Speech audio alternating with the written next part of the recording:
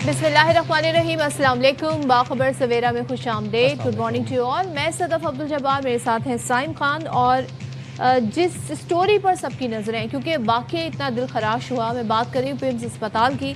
तो पिम्स अस्पताल के अब ज़ाहिर है वो तमाम तर पहलू पर गौर किया जा रहा है कि आग लगी कैसे, किसकी गफलत थी, क्या एक्चुअली वाक़या हुआ, टाइम लाइन एग्जैक्टली क्या थी। तो उसके लिए आपको याद होगा वज़ीर आज़म ने उसी दिन जिस दिन ये वाक़या हुआ था एक कमेटी बना दी थी। अब वो कमेटी तहकीकात करेगी, तायुन करेगी और ये पता लगाएगी कि ये आग कैसे लगी। अब तक पता वैसे चल नहीं सका है। अमूमन ये आइडिया हो जाता है कि किस दर्जे की आग थी, क्या वजूहात थी, शॉर्ट सर्किट था, कंप्रेसर फटा, हुआ क्या एग्जैक्टली, किसकी गफलत थी, अमला जो था वहाँ पर, मेडिकल स्टाफ और नर्सरी में जो अमला तैनात होना चाहिए वो वहाँ पर मौजूद था कि नहीं था। ये हालांकि पता लगाना आसान काम है, बट इस हवाले से अभी तक कुछ नहीं मालूम हो सका। बहुत सारे सवालात हैं जिनके जवाब चाहिए, बिलखुसूस उन पेरेंट्स को जिनके बच्चे इस दर्दनाक तरीके से इस दुनिया से गए। उन वालिदैन को इन सवालों के जवाब ज़रूर चाहिए। इंक्वायरी कमेटी ने पिम्स में एग्जीक्यूटिव डायरेक्टर समेत 30 मुलाजमीन के बयानात अब तक रिकॉर्ड किए हैं और CCTV फुटेजेस का भी जायज़ा लिया जा रहा है, जो कि बहुत हेल्पफुल साबित हो सकती है सारी सिचुएशन में। और ज़रा ये बताते हैं कि पिम्स हुकाम ने इलेक्ट्रो मेडिकल रिपोर्ट भी इंक्वायरी कमेटी को जमा कराती है। अच्छा, मैं आपको एक और बात बता दूं कि just for your information 3 committees बनाई गई थी। एक पिम्स इंतजामिया की जानिब से, दूसरी ज़िले इंतजामिया की जानिब से जो कि एडिशनल डिप्टी कमिश्नर की सरबराही में बनाई गई थी, तीसरी वज़ीर आज़म शहबाज शरीफ ने बनाई थी शाहिद खान की सरबराही में, और जो तीसरी कमेटी थी जो वज़ीर आज़म साहब ने बनवाई थी उसको टाइम दिया गया था, 48 घंटों की डेडलाइन दी गई थी और 48 घंटे होने को ही हैं, लेकिन अभी तक कोई खातिर खात तहकीकात, कोई पेशरफ हमें सामने आती हुई नज़र नहीं आ रही। कायमा कमेटी बराए सेहत ने गुज़िश्ता रोज़ पिम्स अस्पताल का दौरा किया। कमेटी अरकान ने वफाकी वज़ीर सेहत मुस्तफ़ा कमाल और सरबराह पिम्स से इस्तीफ़े का मुतालबा कर दिया। कायमा कमेटी बराए सेहत के चेयरमैन महेश कुमार ने बताया कि वज़ीर साहब ने कहा कि एयर कंडीशन से चिंगारी गिरी। ED ने कहा AC तो ख़राब पड़ा था। गायनेकोलॉजिस्ट ने कहा स्पार्क तारों के गुच्छे से हुआ। नर्सों से सवाल किए तो लगा वो कंफ्यूज्ड हैं, उन्हें जवाब सिखाए गए हैं। आप देख रहे हैं कि मिक्स्ड जवाब आते हैं, मिक्स्ड रिस्पॉन्सेज हैं और कॉन्फ्लिक्टिंग है। इस्लामाबाद में सेहत के शोबे में खराबियों की 2 हफ्ते पहले निशानदेही की गई थी। कौमी असम्बली सेहत की ज़ेली कमेटी के कन्वीनियर डॉक्टर अमजद ने 2 हफ्ते पहले वज़ीर आज़म को ख़त लिखा था। डॉक्टर अमजद ने ये कहा कि 1 साल पहले अस्पतालों की गैर मयारी होने की रिपोर्ट बनाई थी जो आज तक कौमी असम्बली इजलास में पेश न हो सके। अंदाज़ा करें, कौमी असम्बली के जब इजलास होते हैं और कौमी असम्बली में वोट लेकर जब ये अरकान पहुँचते हैं तो इनकी ज़िम्मेदारी बनती है कि अवामी इशूज़ पर बात की जाए। इससे बड़ा अवामी इशू क्या होगा कि सरकारी अस्पताल की हालत ज़ात क्या है। बड़े स्कैंडल्स में जिसका नाम आया, वज़ीर आज़म ने उसे सेक्रेटरी सेहत बना दिया। कैप्टन रिटायर्ड मोहम्मद महमूद 2015 में नंदीपुर पावर प्लांट में बेज़ाब्तगी पर MD के ओहदे से हटाए गए। 2023 में सरप्लस गंदम की इंपोर्ट ने किसानों को हिलाकर रख दिया। Mohammad Mahmood secretary food security थे और यहाँ पर भी मौतली के बाद हमने देखा कि 2024 में सेक्रेटरी IT के ओहदे से बरतरफ किए गए। नादहिंदा कंपनियों को गैर कानूनी माली फ़ायदा पहुँचाने का इन पर इल्ज़ाम था। 2021 में रिंग रोड स्कैंडल में बतौर कमिश्नर रावलपिंडी गिरफ्तार हुए। रिंग रोड केस की नैब में तहकीकात आज भी जारी हैं। तो वज़ीर आज़म ने पिम्स वाक़े के बाद उन्हें सेक्रेटरी सेहत बना दिया। तो बहुत सारे सवालात हैं। अब ज़ाहिर वज़ीर आज़म को इस हवाले से पूरी तौर पर एडवाइस किया गया कि नहीं किया गया ये देखना होगा, लेकिन ये तमाम तर बैकग्राउंड है जो अभी तक हमारे सामने आ रहा है। उससे पहले आपने देखा होगा जो वज़ीर सेक्रेटरी हेल्थ थे उनको, असलम गौरी साहब को, उनको बरतरफ कर दिया गया था। अच्छा जी, हुकूमत का सानिया है पिम्स में जाँ बहक बच्चों के लवाहिकीन के लिए फ़ीकस 50 लाख रुपए मुआवजे का ऐलान। और वफाकी हुकूमत मुतासरा ख़ानदानों के गम और दुख में बराबर की शरीक है। तर्जुमान वफाकी हुकूमत का ये कहना है कि माली मुआवजा जो है वो कीमती इंसानी जानों का कोई नेमुल बदल नहीं है। बच्चे वापस नहीं लाए जा सकते, ताहम गमज़दा ख़ानदानों की मुश्किलात कम करने की कोशिश है। वफाकी हुकूमत मुतासरा ख़ानदानों को हर मुमकिन ताउन और मुआवनत फराहम करेगी।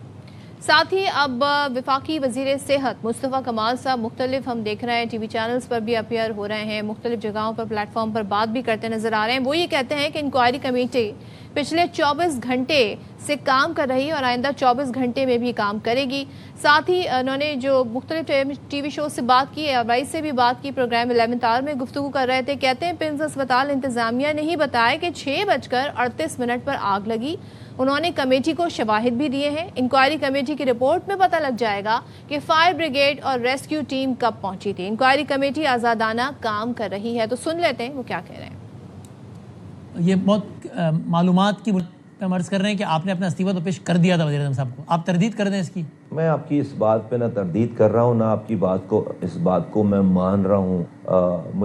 میں اس والی بات پہ میں اپنا استحقاق استعمال کروں گا آپ کے سوال کے جواب نہ دینے. ایک کمیٹی ہے جو کہ وزیر اعظم پاکستان نے بنائی ہے, شاہد صاحب اس کو جو ہے وہ اس کو ہیڈ کر رہے ہیں. یہ ایک انڈسپیوٹڈ کمیٹی ہے اور اس کو سب لوگ فیسیلیٹیٹ کر رہے ہیں, اور اس کمیٹی کو نے اگر مجھے بلا کر پوچھنا ہو تو میں بھی جو ہے وہ ڈیفینیٹلی جو ہے وہ 24 گھنٹے کا انتظار کر لیتے ہیں. اس کمیٹی کے سامنے سب کچھ جو ہے وہ واضح ہو جائے گا. ان کے پاس تمام ویڈیو ایویڈنسز بھی موجود ہیں, ان کے پاس ہیومن ایویڈنسز بھی موجود ہیں. جناب, پیمز اسپتال میں آگ کیسے لگی, کیا وجوہات تھیں, ذمہ دار کا تعین کب تک ہوگا, 48 گھنٹے ہونے کو ہیں, 3 کمیٹیاں کام کر رہی ہیں. میرے خیال میں مصطفیٰ کمال صاحب نے اسی انٹرویو میں یہ کہا کہ پریکٹیکلی ایک ہی کمیٹی کام کر رہی ہے. تو اور ساتھ میں جب ان سے پوچھا گیا, کیونکہ یہ خبریں بڑی گردش میں رہیں کہ امیڈیٹلی وزیر صحت نے اپنا استعفیٰ وزیر اعظم کو دے دیا تھا, اب جب سوال ان سے پوچھا گیا تو کہہ رہے ہیں نہ میں اس کی تردید کروں گا نہ میں اس کی تصدیق کروں گی. سارٹ آف یہی جواب ہے. مجھے سمجھ نہیں آیا بائی دا وے کہ استعفیٰ بھیجا تھا کہ نہیں بھیجا تھا. یہ اب تو کوئی مصطفیٰ کمال صاحب سے جانے. اصل میں کل وہ بڑے ون لائنر مختصراً جواب دے رہے تھے اور ان کی کسی بات کی کوئی خاص سمجھ نہیں آ رہی تھی. زینب علی ہمارے ساتھ موجود ہیں, ہماری نمائندہ, ہمیں لمحہ بلمحہ باخبر بھی رکھے ہوئے ہیں جب سے سانحہ پیش آیا پیمز اسپتال سے. زینب بتائیے گا, کمیٹی نے وزٹ بھی کیا پیمز اسپتال کو, اور کیا ابھی تک پیش رفت سامنے آئی ہے, تحقیقات کہاں تک پہنچی ہیں؟ جی, اس وقت میں پیمز ہسپتال میں موجود ہوں. سانحہ پیمز کا تیسرا دن جو ہے وہ شروع ہو چکا ہے. کل میں یہیں پر تھی جب اسٹینڈنگ کمیٹی آن ہیلتھ کے چیئرمین نے یہاں پر باقی ممبران کے ساتھ وزٹ کیا. صحافیوں نے ان سے سوالات پوچھے, ان سے ای ڈی پیمز کے مستعفی ہونے کے بارے میں بھی سوال پوچھا گیا. پہلے ان میں تھوڑی جھجک دکھائی دی, لیکن بعد میں انہوں نے کہا کہ جو بھی اس میں انوالو ہوگا, جب رپورٹ سامنے آئے گی تو ان کو مستعفی ہونا پڑے گا.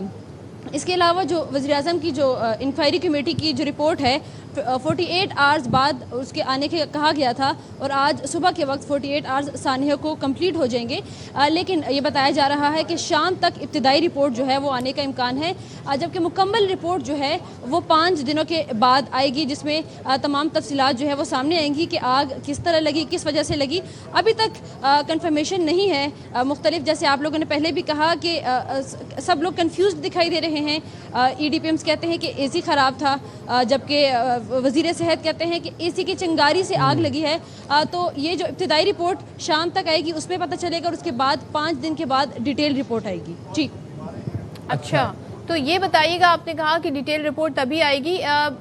ہم تو ظاہر ہے جب منسٹر نے جو بات کی 3 کمیٹیوں کی بات ہو رہی تھی زینب, اب پتہ ہی چلا ہے ان کی طرف سے ہمیں بتایا گیا ہے کہ ایک ہی کمیٹی کام کر رہی. تو فی الحال ایک ہی کمیٹی ہے جو تمام طرح انکوائری کر رہی ہے, باقی کمیٹیوں کا کیا ہوا؟ ایک ضلعی سطح پہ بھی کمیٹی بنی, اور ایک پیمز کے اندر ایک کمیٹی پہلے بنی تھی جس میں جو زچہ بچہ ایوارڈ کی انچارج تھی وہ بھی اس میں ایز اے ممبر تھی, جس کے بارے میں سوالات اٹھائے گئے کہ جس ایوارڈ میں آگ لگی ہے اسی کے انچارج کو اگر آپ اس کمیٹی کا ہیڈ بنائیں گے تو لوگوں نے اس چیز پہ سوالات اٹھائے. اور پھر ایک نئی کمیٹی پیمز کی جانب سے بنی گئی ہے جس میں ابھی تحقیقات جو ہیں وہ جاری ہے. کچھ ابتدائی طور پہ جو تحقیقات معلومات جو ہیں وہ ہمارے سامنے آ رہی ہیں, اور جو وزیر اعظم کی جانب سے جو کمیٹی تھی اس میں جیسے آپ لوگوں نے پہلے بتایا کہ تقریباً 30 تک کے لوگوں کے بیانات جو ہیں وہ ریکارڈ کیے گئے ہیں, اور شام تک مکمل تفصیلات جو ہیں وہ آنے کا امکان ہے. ٹھیک ہے زینب, بہت شکریہ آپ کا ساری صورتحال کے حوالے اپڈیٹ دینے کے لیے, اور اسی والے سے بات کریں گے. ہمارے ساتھ موجود ہیں وزیر اعظم کے معاون خصوصی حذیفہ رحمان. تھینک یو سو مچ حذیفہ, بہت شکریہ. حذیفہ, آج شام تک کمیٹی کی وہ کمیٹی جو وزیر اعظم کی سربراہی میں بنائی گئی تھی اس کی رپورٹ آنی ہے, تو آپ کچھ کنفرم کر سکتے ہیں کیا اس میں مزید ڈیلے تو نہیں ہوگا, اور کیا صرف یہی کمیٹی ہے جو ایکچوئل میں تحقیقات کر رہی ہے؟ جی دیکھیں, وزیر اعظم صاحب نے بالکل, آپ کو پتہ ہے کہ واقعے کے فوراً بعد سیکریٹری جو تھے انہیں سسپینڈ کیا تھا اور ایک انکوائری کمیٹی تشکیل دی تھی, اور اس کمیٹی کے ٹی آرز جو ہے وہ سامنے تھے.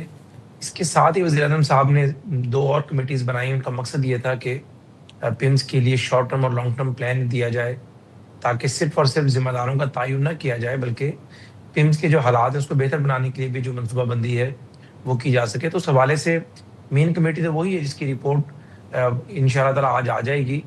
تھوڑا بہت ڈیلے ہو سکتا ہے چند گھنٹوں کا, اور وزیر اعظم صاحب کو سبمٹ ہو جائے گی, اور اس کے بعد वज़ीर आज़म साहब एक्शन लेने का आत्मी फैसला करेंगे उस पर। अच्छा हुज़ैफ़ा, मुस्तफ़ा कमाल साहब के रिज़ाइन के हवाले से बड़ी बाज़गश्त है, तो क्या उन्होंने रेजिग्नेशन सबमिट करवा दी है वज़ीर आज़म साहब को या नहीं?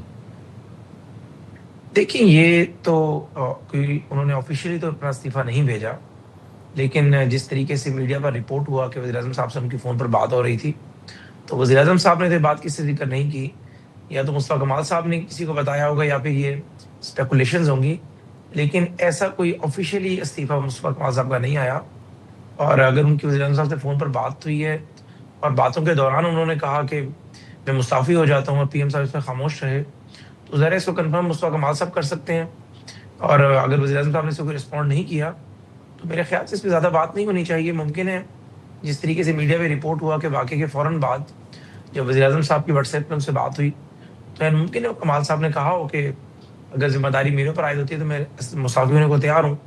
लेकिन शहबाज साहब का जो स्टाइल है वो इस तरीके से ना जज्बाती फैसले लेते हैं और ना ही बग़ैर जो है वो इंक्वायरी कमेटी की सिफारिशात आए के फैसला लेते हैं। आपका अगला सवाल होगा कि सेक्रेटरी को फिर क्यों हटा दिया गया? हाँ जी। देखिए जब वज़ीर आज़म साहब ने मीटिंग बुलाई थी तो उसके अंदर कुछ चीज़ें ऐसी सामने आई थी जिसके बाद वज़ीर आज़म साहब ने सेक्रेटरी को हटाया था, अदरवाइज सेक्रेटरी को भी ना हटाया जाता। नहीं तो वो चीजें आप शेयर नहीं करना चाहेंगे, वो ऐसी क्या चीजें थी जिनकी बिना पर उन्हें हटाया गया? नहीं उसमें वजह ये थी वज़ीर आज़म साहब ने कुछ सवालात पूछे, सेक्रेटरी साहब के पास जवाब नहीं थे। वज़ीर आज़म साहब ने सारी बातें कही कि आपके दफ्तर से चंद किलोमीटर के फासले पर पिम्स है और वहां पर इस किस्म की शिकायत आ रही है, तो उनका जो जवाब था सेटिस्फैक्टरी नहीं था। इस वजह से उन्हें इमीडिएटली हटाया गया, वरना शायद उन्हें भी ना हटाया जाता और इंक्वायरी कमेटी की सिफारिशात आती और उसके बाद एक्शन लिया जाता। चलिए हुज़ैफ़ा साहब, आप अगर कहें कि आपके इल्म में नहीं है कि इस्तीफ़ा आया कि नहीं आया तो it make sense, but Mustafa कमाल साहब खुद भी ना इसको कंफर्म कर रहे हैं ना इसकी तरदीद कर रहे हैं, तो आई डोंट नो व्हाई सच। उसके पीछे वजह है, नहीं उसके पीछे वजह है, वही मैं आपको अर्ज कर रहा हूँ कि या तो उन्होंने ऑफिशियल में रिजाइन भेजा होता तो फिर जाहिर है वो कंफर्म करते, वज़ीर साहब एक्सेप्ट ना करते तो मैं आपको बताता कि पीएम साहब ने उनका इस्तीफा रिजेक्ट कर दिया। तो इमीडिएटली वाक़े के बाद पीएम सारे वज़ीर से राब्ते में रहते हैं, तो पीएम साहब से उनकी बात हो रही होगी तो उस दौरान उन्होंने शायद कोई ऐसी बात कर दी होगी, इसको वज़ीर साहब ने नजरअंदाज किया होगा और एन मुमकिन है मुस्तफ़ा कमाल साहब ने बात किसी को बताई हो कि मैंने तो वाक़े के फौरन बाद मुस्ताफ़ी होने का फैसला किया था, लेकिन पीएम साहब ने मेरा इस्तीफा कबूल नहीं किया। ये तो हो सकता है, लेकिन मेरे ख्याल से फॉर्मली कोई इस्तीफा नहीं दिया गया। अच्छा हुज़ैफ़ा, तो जो न्यू सेक्रेटरी हेल्थ अपॉइंट किए गए हैं मोहम्मद महमूद साहब, वो उनका कुछ बैकग्राउंड इस तरीके से है कि वो 2015 में नंदीपुर पावर प्लांट में बेज़ाब्तगियों पर एमडी के ओहदे से हटाए गए। फिर उसके बाद हमने देखा कि मोहम्मद महमूद साहब सेक्रेटरी फूड सिक्योरिटी थे, वहाँ से भी उनकी मौतली हुई। फिर 2024 में सेक्रेटरी आईटी के ओहदे से उनको बरतरफ किया गया और इसी तरह ही फिर 2021 में रिंग रोड स्कैंडल में बतौर कमिश्नर रावलपिंडी वो गिरफ्तार हुए। तो वज़ीर आज़म साहब को ये ट्रैक रिकॉर्ड पता है मौसूफ का? देखिए ये सारी चीज़ें मीडिया ने रिपोर्ट की हैं। मेरी गुजारिश ये है कि सिविल सर्वेंट्स होते हैं, उन पर इल्ज़ामात लगते हैं, अगर वो उन इल्ज़ामात से बरी हो जाए तो मेरे ख्याल से उनके साबका उन पर लगने वाले झूठे इल्ज़ामात को जवाज़ बनाकर उन्हें कोई नया टास्क ना देना मेरे ख्याल से मुनासिब बात वैसे भी नहीं है। और बेसिक प्रिंसिपल ऑफ लॉ है कि nobody can be punish unheard. किसी बंदे को आप बगैर सुने सजा नहीं दे सकते, और अगर एक बंदे पे कोई इल्ज़ाम लगा, उसने उन इल्ज़ामों को झूठा साबित किया, तो मेरे ख्याल से कैप्टन महमूद यंग ऑफिसर हैं, ऑलरेडी जो है वो बदौर सेक्रेटरी हाउसिंग अच्छा काम कर रहे थे। जिस नौयत का हुआ है ना हुज़ैफ़ा, उसके बाद तो बड़ा देखभाल के किसी ऐसी शख्सियत को इस ओहदे पर लाना चाहिए था जिनका बड़ा अच्छा एक प्रोफाइल रहा हो और ज़ाहिर किसी भी किस्म के स्कैंडल से उनका नाम जुड़ा, भले उसकी इंक्वायरी हो वो गलत साबित हो, लेकिन इस वक्त का तकाजा ये था। मेरी बस ये गुजारिश है। नहीं मैं आपको बिल्कुल आप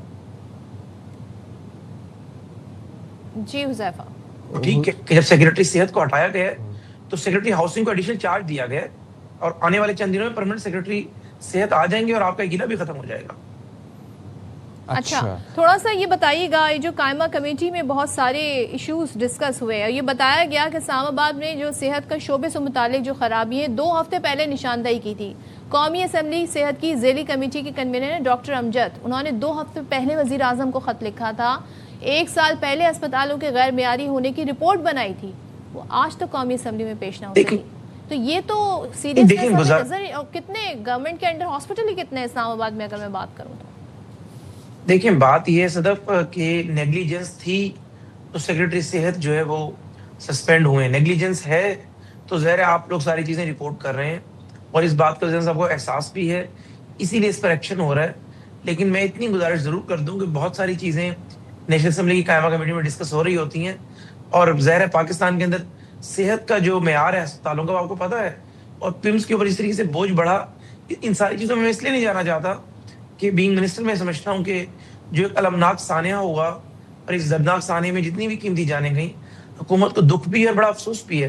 تو میں کوئی بھی وضاحت دے کر کوئی جسٹیفیکیشن کریٹ نہیں کرنا چاہتا, لیکن میں اتنا ضرور کہوں گا کہ اس واقعے کے بعد بہت سارے لوگ نکل کر آگے کہ جی ہم نے بھی پوائنٹ ریز کیا تھا, بھائی پمز کے اگر حالات یہاں تک پہنچے ہیں تو شہباز شریف ان 2 سالوں میں تو نہیں پہنچے, 78 سالوں میں یا 1995 کے بعد اگر آپ بتائیں 2 سال کافی ہوتے نا ایکشن لینے کے لیے. اور کتنے ہی سرکاری ہاسپٹل ہیں اسلام آباد میں بات کروں تو کیا بہت چیزیں ہیں جسے دیکھنا ہے یہاں پر. تو پھر بحث یہاں پر یہ ہوتی ہے جیسے باقی پارٹی کہہ رہی ہے نا کہ یہ شعبے رکھنا ہی کیوں چاہتی ہے سرکار, وفاقی حکومت, خاص طور پہ صحت اور ایجوکیشن کا.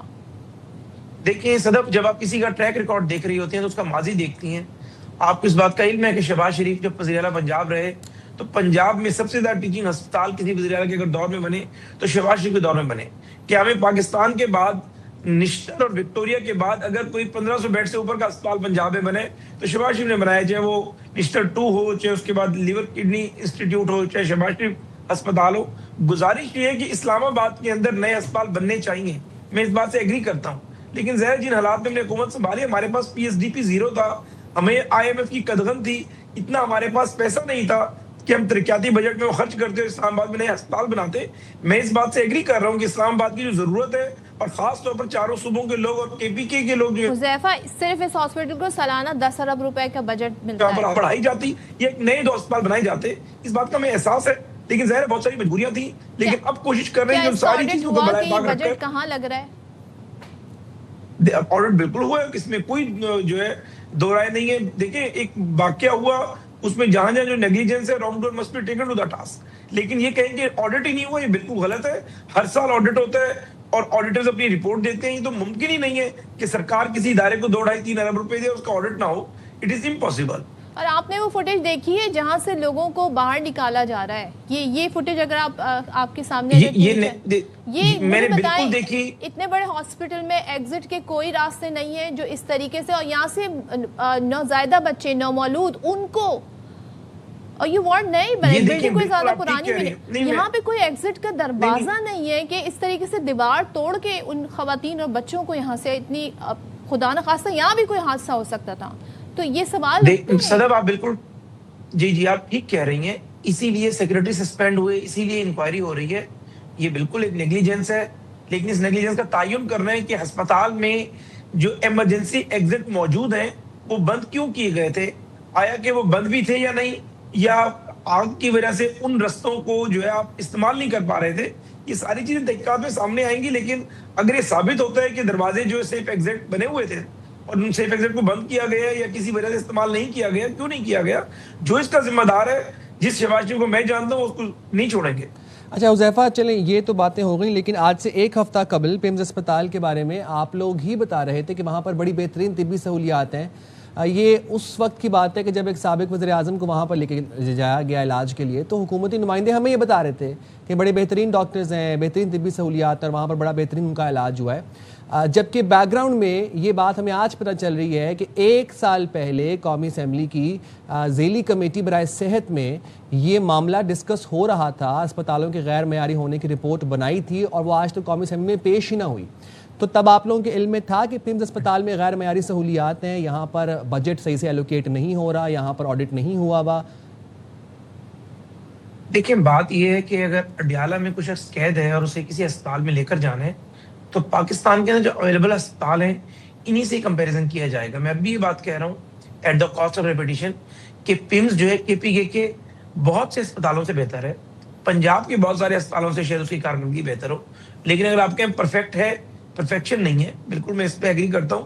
لیکن یہ کہنا کہ ایک سابق وزیر اعظم کو لے جایا گیا تو سابق وزیر اعظم کا علاج آنکھ کا پیمز میں ہی ہوا ہے, اور انہوں نے اپنی بہن نورین نیازی سے ملاقات میں کہا کہ میں سیٹسفائی ہوں اس علاج سے, اور بانی تحریک انصاف کو جتنی دفعہ بھی پیمز لے جایا گیا وہ باقاعدہ سیٹسفائی بھی ہوئے. ان کے لیے ظاہر ہے स्पेशल अरेंजमेंट किया गया उनकी सेफ्टी को देखते हुए। नहीं, वो सेटिस्फाई हुए, ये किसने, ये मतलब उनकी फैमिली ने कहा या उन्होंने कहा? खैर ये तो भी पॉइंट है भी ये नहीं। मैं आपको बता रहा हूं, हम तो यहाँ जो ये बात पिम्स मैं में आपको बता हादसा रहा हूं। हुआ है, जो सानिया उसकी बात कर रहे हैं ना, मैंने अभी आपको दिखाया, वो एक सीढ़ी लगा के, यहाँ तो लिफ्टर तक मौजूद नहीं है, एग्जिट के रास्ते नहीं है। 3 सालों में 22 अरब रुपए इस हॉस्पिटल पर मुख्तस किए गए हैं। बहुत सारे सवाल हैं। ये कहा जाता है जी पिछले साल एक बच्चा यहाँ से अगवा हो गया था, उसके बाद उसकी वजह से गेट बंद किए गए थे।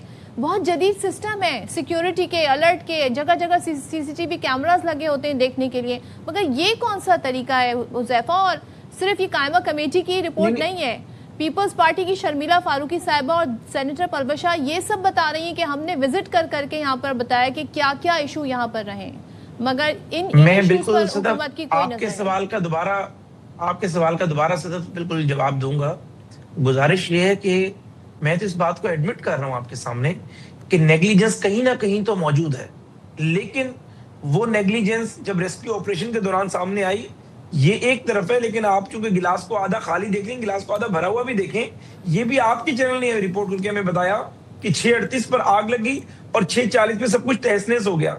तो 2 मिनट के अंदर जो चाहे ऑक्सीजन सिलेंडर्स थे, जो भी कॉज बनी, तो ज़ाहिर तहकीकाती कमेटी अपनी रिपोर्ट पेश करेगी, सामने आएगा, लेकिन 2 मिनट में हर चीज तहस नहस हो गई। और वो बच्चे जो हल्की सी आग की चिंगारी से भी ज़ाहिर मुतासिर हो सकते थे, ज़ाहिर उनकी प्री मेच्योर बर्थ हुई, कोई 7वें महीने में, कोई 8वें महीने में, चंद घंटे उन्हें पैदा हुए वो ज़ाहिर इंक्यूबेटर में उन्हें रखा हुआ था, उनके लिए छोटी सी चिंगारी भी मौत का बायस बन सकती थी। यहाँ तो बहुत बड़ी आग लग गई, तो उसके अंदर ज़ाहिर हमें ये भी एलिमेंट ज़हन में रखना चाहिए कि कुदरत की तरफ से भी एक सानिया है, वरना 2 घंटे के अंदर रिस्पांस लेवल ये जो वायरिंग का होती है तो ना गुंजाइश हुज़ैफा, मौजूद नहीं थी। ये जो वायरिंग होती है ना, इसकी भी मेंटेनेंस की जाती है, इसका भी चेक रखा जाता है, ताकि खास तौर पे इन सेंसिटिव एरियाज में जहाँ पर ऑक्सीजन के सिलेंडर हो, वहाँ का खास ख्याल रखा जाता है। बहरहाल देखते हैं जी कमेटी इस पर क्या रिपोर्ट देती है। Thank you so much. Huzaifa Rahman हमारे साथ थे, सारी सिचुएशन पर बात कर रहे हैं। और ये जो कहा जा रहा है कि कुदरत की तरफ से ये सानेहा था, ये हादसा था, कुदरती हादसात होते हैं, बट वो हादसा सानेहे में तब्दील ना हो, इसके बीच में गवर्नेंस का किरदार आता है, जो कि गवर्नेंस हमने वहाँ पर नहीं देखी। जितने लोग पिम्स अस्पताल से रिपोर्ट कर रहे थे, सीनियर सहाफ़ी जो वहाँ पर मौजूद थे, लोग जो फायर ब्रिगेड के लोग थे, रेस्क्यू के लोग थे, वो ये बता रहे थे कि इंतज़ामी गफलत है। वहाँ पर एक स्प्रिंकलर भी नहीं लगा हुआ था, स्मोक डिटेक्टर भी नहीं था वहाँ पर। तो 22 अरब रुपए जो पिछले 3 सालों में दिए, वो कहाँ पे गए, नोबडी नोज। बहरहाल अब ये रिपोर्ट आएगी आज के दिन में, उसके बाद मज़ीद तफसीलात सामने आएंगी। अच्छा जी, कराची शहर की बात करते हैं। और कभी रोशनियों का शहर माना जाता था कराची को, यहाँ पर बड़ी डेवलपमेंट हुआ करती थी, लेकिन अब ये मुसलसल यहाँ पर हम देख रहे हैं अदम तवज्जो का शिकार है, इंतज़ामी गफलत की हमें जगह जगह मिसालें नज़र आती हैं।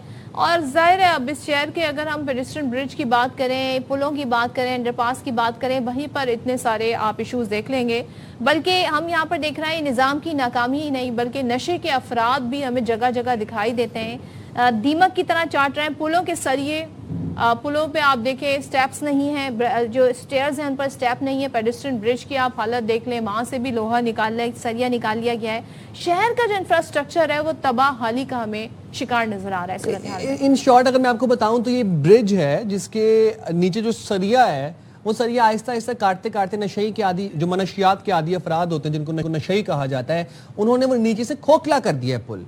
ये आप देख लें मनाजिर, ये बाकायदा सीमेंट को हटा के, सीमेंट को तोड़ के अंदर से सरिया निकाला है, और कितनी तगो-दो जिद्दोजहद के साथ काम किया है, आप सोचें। और ये मनशियात के आदि अफराद हैं जो कि इस मुल्क का आधा सरिया तो वही खा गए। अच्छा, इन्हें रोकने वाला कोई नहीं है, ये आपको दिन के किसी भी वक्त वहां पर नजर आएंगे इन ब्रिजेस के नीचे, और ये सरिया निकालते हुए भी आपको दिखाएंगे। मगर आप ये देखें इनके खिलाफ कोई क्रैकडाउन भी आपको नजर नहीं आता, कोई एक्शन भी होता हुआ नजर नहीं आता। दावे बड़े बड़े किए जाते हैं, मगर आज होते होते इन ब्रिजेस की, इन पुलों की ये हालत हो गई है। और हजारों की तादाद से गाड़ियां डेली इस पुल के ऊपर से गुजरती हैं, और आप इस पुल की अबतर हालत अपनी आंखों से देख लें। मैं समझता हूं कि ये बड़ी जिम्मेदाराना रिपोर्टिंग हम इस वक्त कर रहे हैं, और इस वक्त हम ये इशू रेज कर रहे हैं जो कि इस वक्त किसी ने भी नहीं किया। लेकिन ये पुल खोखला हो चुका है, इसकी बुनियादें कमजोर हो चुकी हैं, क्योंकि मनशियात के आदि अफराद काट काट के सरिया बेचते हैं और नीचे ही बैठ के फिर नशा करते हैं। सबसे अलार्मिंग बात यह है कि क्या इंतजामिया किसी बड़े, खुदा न खासा किसी बड़े हादसे का इंतजार कर रही, उसके बाद एक्शन होगा। इसी हवाले से बात कर लेते हैं जी। खस्ता हाली का शिकार 3 हट्टी पुल है, इसकी सूरत हाल क्या है, इंफ्रास्ट्रक्चर को कितना नुकसान पहुंचा। हमारे नुमाइंदे अफजल खान हमारे साथ, अफजल परवेज हमारे साथ हैं, उनसे बात कर लेते हैं। Afzal, thank you so much. जरा बताइएगा, इस वक्त हमने तो रिपोर्ट किया है, आप यहाँ पर मौजूद हैं, जरा हमें एग्जैक्ट सिचुएशन बताइएगा। جی بالکل صدف اور سائم، دیکھا جائے تو شہر میں منشیات کے عادی افراد اب خطرے کی علامت بنتے جا رہے ہیں۔ دیکھا جائے تو ماضی میں ناتا خان پل کو بھی کھوکھلا کر دیا گیا تھا اور وہاں ایک بڑا گڑھا پڑ گیا تھا اور جو کہ بڑے حادثات کا سبب بن سکتا تھا، لیکن اب دیکھا جائے تو جس پل کے نیچے میں موجود ہوں یہ اہم کردار ادا کرتا ہے۔ 24 گھنٹے مصروف ترین رہنے والا یہ پل ہے جو ضلع سینٹرل سے ضلع ایسٹ کو ملاتا ہے۔ 24 گھنٹے ہزاروں کی تعداد میں گاڑیاں یہاں سے گزرتی ہیں۔ پہلے میں آپ کو یہاں کا ماحول بتا دوں کس طرح سے یہاں منشیات کے عادی افراد کی آماج گاہ ہے۔ دیکھیں آپ، میرا کیمرامین اماد وہ تمام مناظر دکھا سکتا ہے کہ اس پر اگر عملی اقدامات کیے جاتا ہے۔ یہ ندی کیا رستہ ہے، یہاں ندی کے رستے پہ مٹی کے بڑے بڑے پہاڑ ہے، کچرے کا انبار ہے اور اس کے ساتھ ساتھ آپ دیکھ سکتے ہیں کہ بالکل میرے عقب میں یہ وہ پلر ہے جس کو کھوکھلا کر دیا گیا۔ یہ کوئی ایک دن یا دو دن کی کہانی نہیں ہے۔ اس پلر کو کھوکھلا کرنے کے لیے منشیات کے عادی افراد نے کئی دن لگائے ہوں گے۔ اس کی وجہ یہ ہے کہ یہ ماضی میں بنایا گیا ٹھوس اور اعلیٰ کوالٹی کے مٹیریل سے بنایا گیا تھا۔ اس مٹیریل کے سریے فوقتاً منشیات کے عادی چوری کرتے رہے۔ اس حوالے سے نہ تو ضلع انتظامیہ کو ہوش آیا، نہ ہی جو ہے بلدیہ عظمیٰ کراچی کے محکمہ انجینئر کے جو عملہ ہوتا ہے اس کو ہوش آیا۔ یہ اہم ستون کہلاتے ہیں۔ تاہم دیکھا جائے تو یہاں جو لیاقت آباد تین ہٹی کے فلائی اوور کے افضل، یہاں پر ایک وقت میں جھوپڑیاں بھی ہوا کرتی تھی، کہ ابھی بھی یہاں پر وہ جھوپڑیاں موجود ہیں؟ سائن، بالکل ماضی میں جھوپڑی ہوا کرتی تھی۔ آتے زدگی کے باعث یہ جھوپڑی والے تھوڑے اوپر چلے گئے ہیں، لیکن اب یہ باقاعدہ طور پر یہ جو منشیات کے عادی افراد ہیں یہ ان کی آماج گاہ ہے۔ یہ ندی کا رستہ ہے۔ اگر دیکھا جائے شہر میں اگر بارش ہوتی ہے اور پانی کی تعداد میں اضافہ ہوتا ہے تو یہ پورا ایریا بھر جاتا ہے۔ اگر متعلقہ ادارے چاہیں اس پلر کو مزید جو اہم ستون ہیں ان کو بچانے کے لیے تو اس کو باقاعدہ طور پر صاف کیا جا سکتا ہے، کچھ پلرز مانیٹرنگ تو کی جا ہمیں سکتی اپنی ہے۔ صحیح حالت میں دکھائی دے رہے ہیں، لیکن آپ کے ایگزیکٹ پیچھے جو پلر ہے وہ تو بالکل ہی ختم ہو چکا ہے۔ وہ اس بری حالت میں ہے کہ کسی بھی حادثے کا، یہ والا پلر جو ہے افضل یہ جو آپ کے رائٹ ہینڈ پر، اگر آپ اپنی جی بالکل میرے عقب میں آپ دیکھ سکتے ہیں کہ یہ مکمل طور پر جو ہے اس کو کھوکھلا کر دیا ہے اور آہستہ آہستہ نہیں، یہ باقاعدہ منظم طور پر اس کو توڑا گیا۔ توڑنے کے بعد اتنے مضبوط سریے تھے ان کو کاٹا گیا۔ اس حوالے سے اگر دیکھا جائے تو میں سمجھتا ہوں کہ علاقہ پولیس کی بڑی ذمہ داری بنتی ہے۔ علاقہ پولیس، ابھی جب ہم یہاں رپورٹنگ کر رہے ہیں کچھ لمحے قبل پولیس اہلکار آئے، گشت کیا اور چلے گئے۔ اگر یہ ماضی میں ان کی نگرانی رہتی اور منشیات کے عادی خلاف کریک ڈاؤن رہتا تو یقیناً طور پر جو یہ پل کے جو اہم ستون ہیں ان کو نقصان نہیں پہنچتا۔ تاہم بلدیہ عظمیٰ کراچی کی جانب سے جو ہے محکمہ انجینئر کی ایک ٹیم کل پہنچی تھی، انہوں نے اس کا معائنہ کیا ہے اور اس کی مرمت کے حوالے سے کام کا آغاز بھی کر دیا ہے۔ تاہم دیکھا جائے تو میئر کراچی مصطفیٰ کی جانب سے کمشنر کراچی کو ماضی میں خط لکھا گیا تھا کہ ایک شہر میں جو سرکاری املاک کو نقصان پہنچ رہا ہے اس کی روک تھام کے حوالے سے مؤثر اقدامات کیے جائیں، اور کمشنر کراچی نے ہدایات کے ساتھ ساتھ تمام ڈپٹی کمشنروں کو خصوصی ہدایات جاری کی تھی کہ پولیس کے ساتھ مل کر کوارڈینیشن کیا جائے اور اس طرح سے تمام تر اقدامات کو فوری طور پر اقدامات کیے جائیں تاکہ سرکاری املاک کو نقصان نہ پہنچ سکے۔ لیکن یہ تمام تر دعوے ثابت ہوئے اور بلدیہ عظمیٰ کراچی کی جو محکمہ انجینئر کی ٹیم ہے اب ان کو چاہیے کہ تمام جو فلائی اوور ہیں وہاں کیمرے نصب کیے جائیں تاکہ ان کی مانیٹرنگ کی جائے اور اس کی مانیٹرنگ کی ذمہ داری ضلع انتظامیہ پر ڈالی جائے۔ تاہم دیکھا جائے کیمرے نصب کیے جائیں تو کیمرے نصب تو کر لیں گے، وہ بھی یہ اٹھا کے چوری کر لیں گے، ان کو بھی جا کے بیچ دیں گے۔ یہ تو معمول ہے کراچی کے اندر، جہاں پر کیمرہ لگا ہوتا ہے سب سے پہلے وہ کیمرہ اتارا جاتا ہے۔ جو ای چلان کے کیمرے بلاول چورنگی سے وہ چوری کر لیے گئے، تو یہاں پہ کیا کیمرے ٹکیں گے افضل؟ ان منشیات کے عادی افراد کو پولیس ہاتھ کیوں نہیں ڈالتی؟ سب سے بڑا سوال یہ ہے۔ ملٹی پرونگ اپروچ ہونی چاہیے۔ افضل، آپ سے اس بارے میں مزید بھی بات کریں گے، ساتھ ہی رہیے گا۔ اور ظاہر ہے جب ایک کوئی بھی انفراسٹرکچر کھڑا کیا جاتا ہے تو اس کی ایک بنیاد بنائی جاتی ہے اور پلر اس میں بڑا اہم رول پلے کرتے ہیں، اس پر ہی پورا اسٹرکچر کھڑا کیا جاتا ہے۔ اور خاص طور پر جب ہم برج کی بات کر رہے ہیں، سوچیں اس پہ کتنی ٹریفک گزرتا ہے، کتنی ہیوی وہیکلز گزرتی ہیں، 24 گھنٹے 24/7 وہاں پر آمد و رفت ہوتی ہے۔ اور ایسے میں جب آپ جس بنیاد پر یہ پل قائم ہے، اگر وہ بنیاد بیٹھنے لگے تو پھر کیا ہم کسی حادثے کا انتظار کر رہے ہیں؟ کیا کوئی چیک اینڈ بیلنس نہیں ہے؟ مینٹیننس کا کوئی سسٹم نہیں ہے؟ اسی پر بات کر لیتے ہیں۔ ہمارے ساتھ موجود ہیں اسٹرکچر انجینئر پروفیسر ڈاکٹر محمد مسعود رفیع صاحب۔ تھینک یو سو مچ رفیع صاحب، بہت شکریہ۔ سب سے پہلے تو مجھے بتائیے گا کتنی ڈینجرس سچویشن ہے یہ؟ بسم اللہ الرحمن الرحیم. جی صدف، جیسے آپ نے بھی دیکھا تو بظاہر جو نظر آ رہا ہے اس ویڈیو میں اس لحاظ سے یہ الارمنگ سچویشن ہے اور تقاضا کرتی ہے کہ اس کی فوری طور پہ جو ہے انسپیکشن کی جائے اور جو بھی ریمیڈیل میجرز ہیں ان کو پھر انسپیکشن ریگولر بیسس پہ نہیں ہوتی ہے؟ ہوتی ہے یا نہیں ہوتی ظاہر ہے یہ تو میں نہیں جواب دے سکتا، نہیں، کیونکہ آپ جو کے بھی خیال میں پروٹوکول کیا ہے؟ پروٹوکول تو کہتے ہیں کہ یہ تو ایک سمجھ میں آنے والی بات ہے کہ جو بھی چیز ہوتی ہے اس کے ساتھ ایک ایجنگ پروسیس ہوتا ہے. جی. ٹھیک ہے، انسانوں میں بھی ہے ایجنگ پروسیس. اس کے علاوہ جتنا بھی ہم کہہ لیں کہ جو بھی چیز بنائی جاتی ہے اس کا اپنے ایک ایجنگ پروسیس ہے. ایجنگ پروسیس کے علاوہ جو انوائرمنٹل کنڈیشنز ہوتی ہیں وہ بھی اس کے اوپر افیکٹ کرتی ہیں. تو اب ہمارے ہاں کا جس طرح کا انوائرمنٹ ہے، کوسٹل سٹی ہے ہماری، ہیومڈ انوائرمنٹ ہے.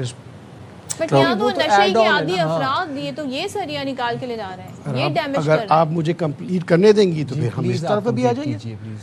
تو جو جتنا انفراسٹرکچر بنتا ہے اس کا ایک پروٹوکول جیسے آپ نے کہا ہوتا ہے، اس کی کنڈیشن اسیسمنٹ کہتے ہیں اسے. اچھا.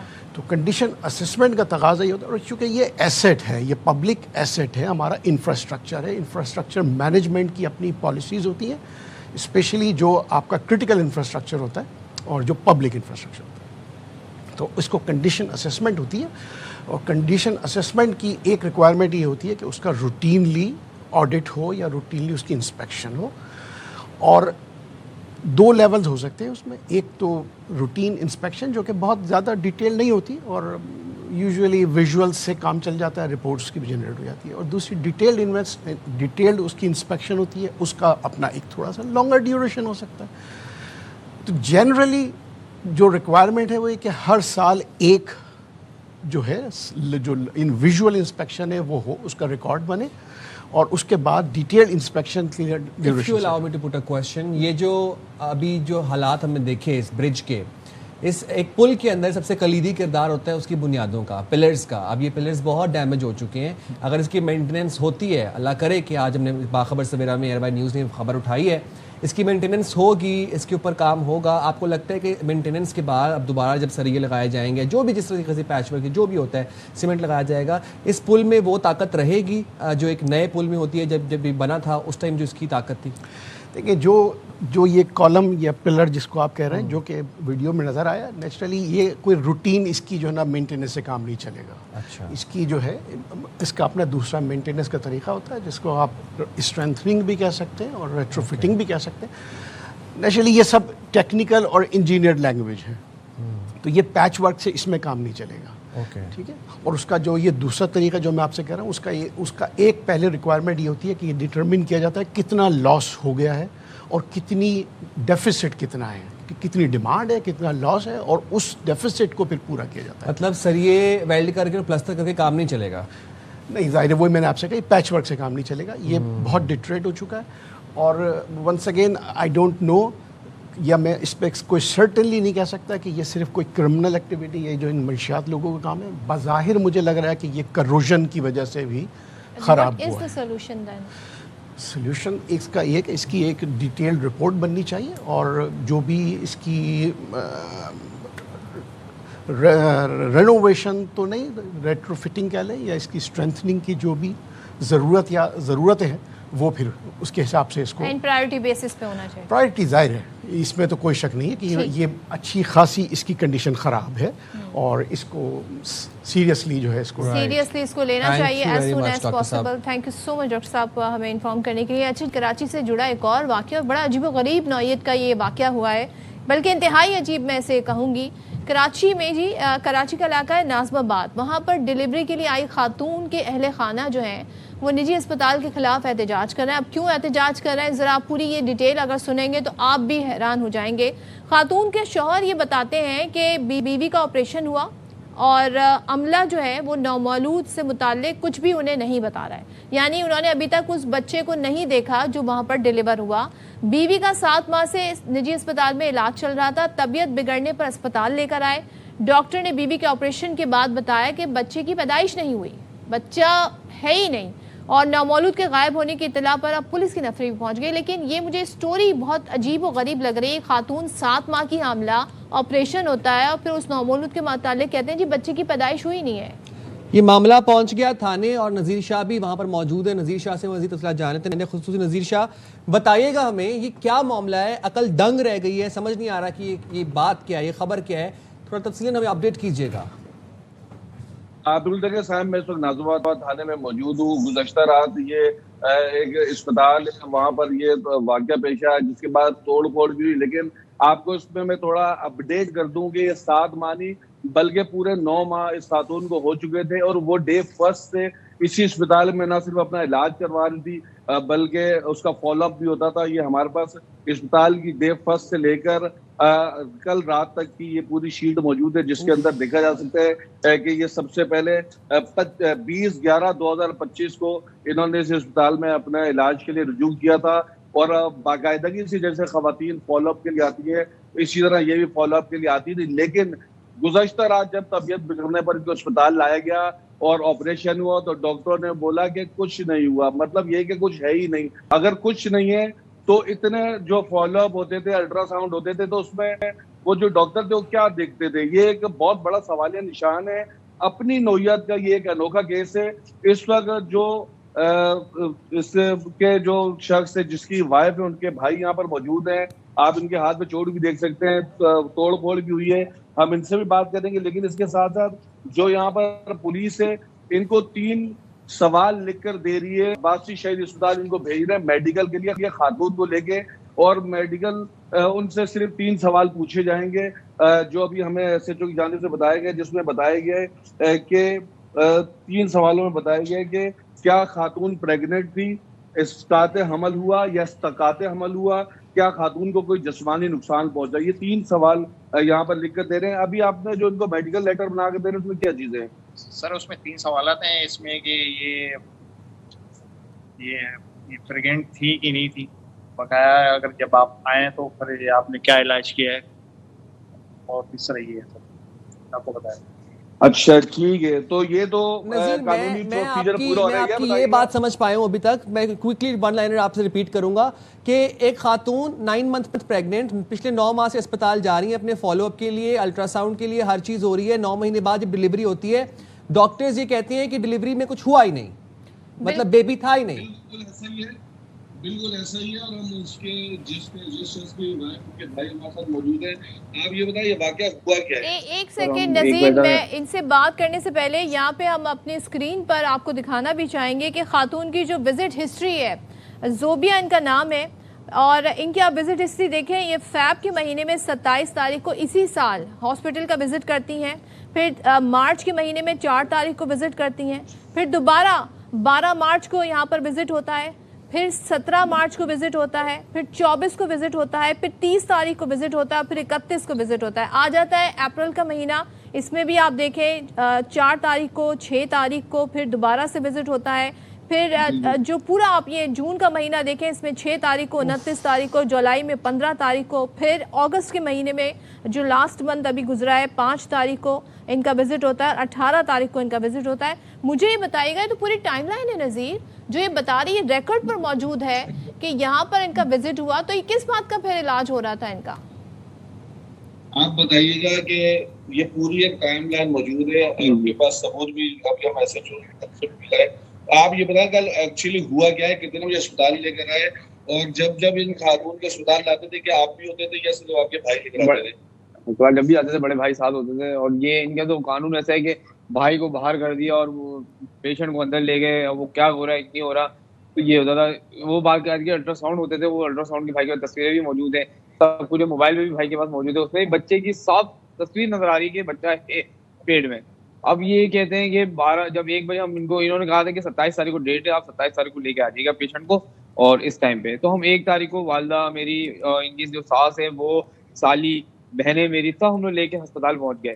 جب پہنچے تو انہوں نے ٹریٹمنٹ کیا, انہوں نے بولا ماشاءاللہ بچے کا ہیڈ بھی اوکے, اور ان کی جو بریتھ ہے وہ بھی اوکے, اور ماشاءاللہ پانی وانی بھی کچھ ایسا نہیں ہے. یہ ڈاکٹر ارجن اور جو ہمارا ڈاکٹر جو ہے وہ خود بتا رہی ہے, میری والدہ کو بتا رہی ہے, میری ان کے بھائی کے ساس کو بتا رہی ہے, وہ ماشاءاللہ بڑے خوش ہیں. یہ ان کے بعد جو ہے 3-4 بجے دوبارہ ڈاکٹر ارجن ہمارا آئی ہیں, وہ بولتی ہیں دیکھیں ابھی لڑکے جو بچے کی بریتھ ہے نا وہ تھوڑی وہ ہو گئی ہے, اور ہم اگر آپ بولیں گے نارمل ہم کریں گے, لیکن پھر وہ ہے نا بہت وہ ہو جاتا ہے, مسئلہ ہو جاتا ہے, اگر آپ بولیں تو آپریٹ کر دیں.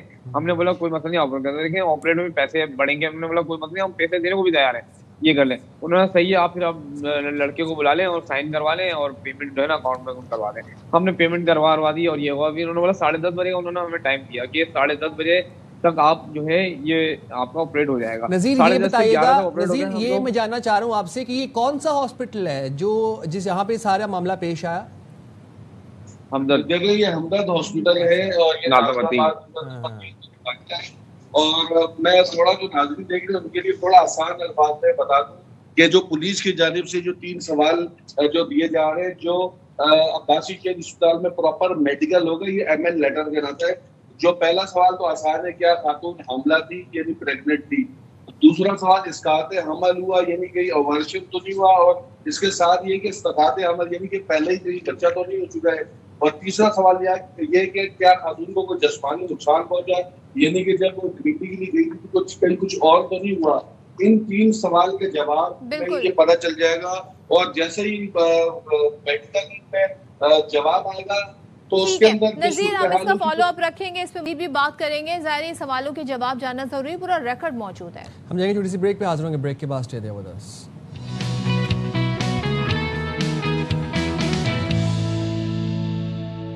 Welcome back once again. اور ابھی جس سٹوری کی طرف میں بڑھنے جا رہی ہوں, میں تو حیران پریشان ہوں, اور یہ واقعی کوئی کہانی ہی لگتی ہے مجھے. اس لیے کہ سائم دیکھیں, اگر کوئی شخص 80 گز کے گھر میں رہ رہا ہو, ٹھیک ہے, اس کو کوئی آفر کرے جناب آپ کو ہم دے رہے ہیں 200 گز کا گھر, 240 گز کا گھر دے رہے ہیں, 400 گز کا گھر دے رہے ہیں, بڑے پوش علاقے میں دے رہے ہیں, اور کہ نہیں جی میں نے تو 80 گز کے گھر میں ہی رہنا ہے.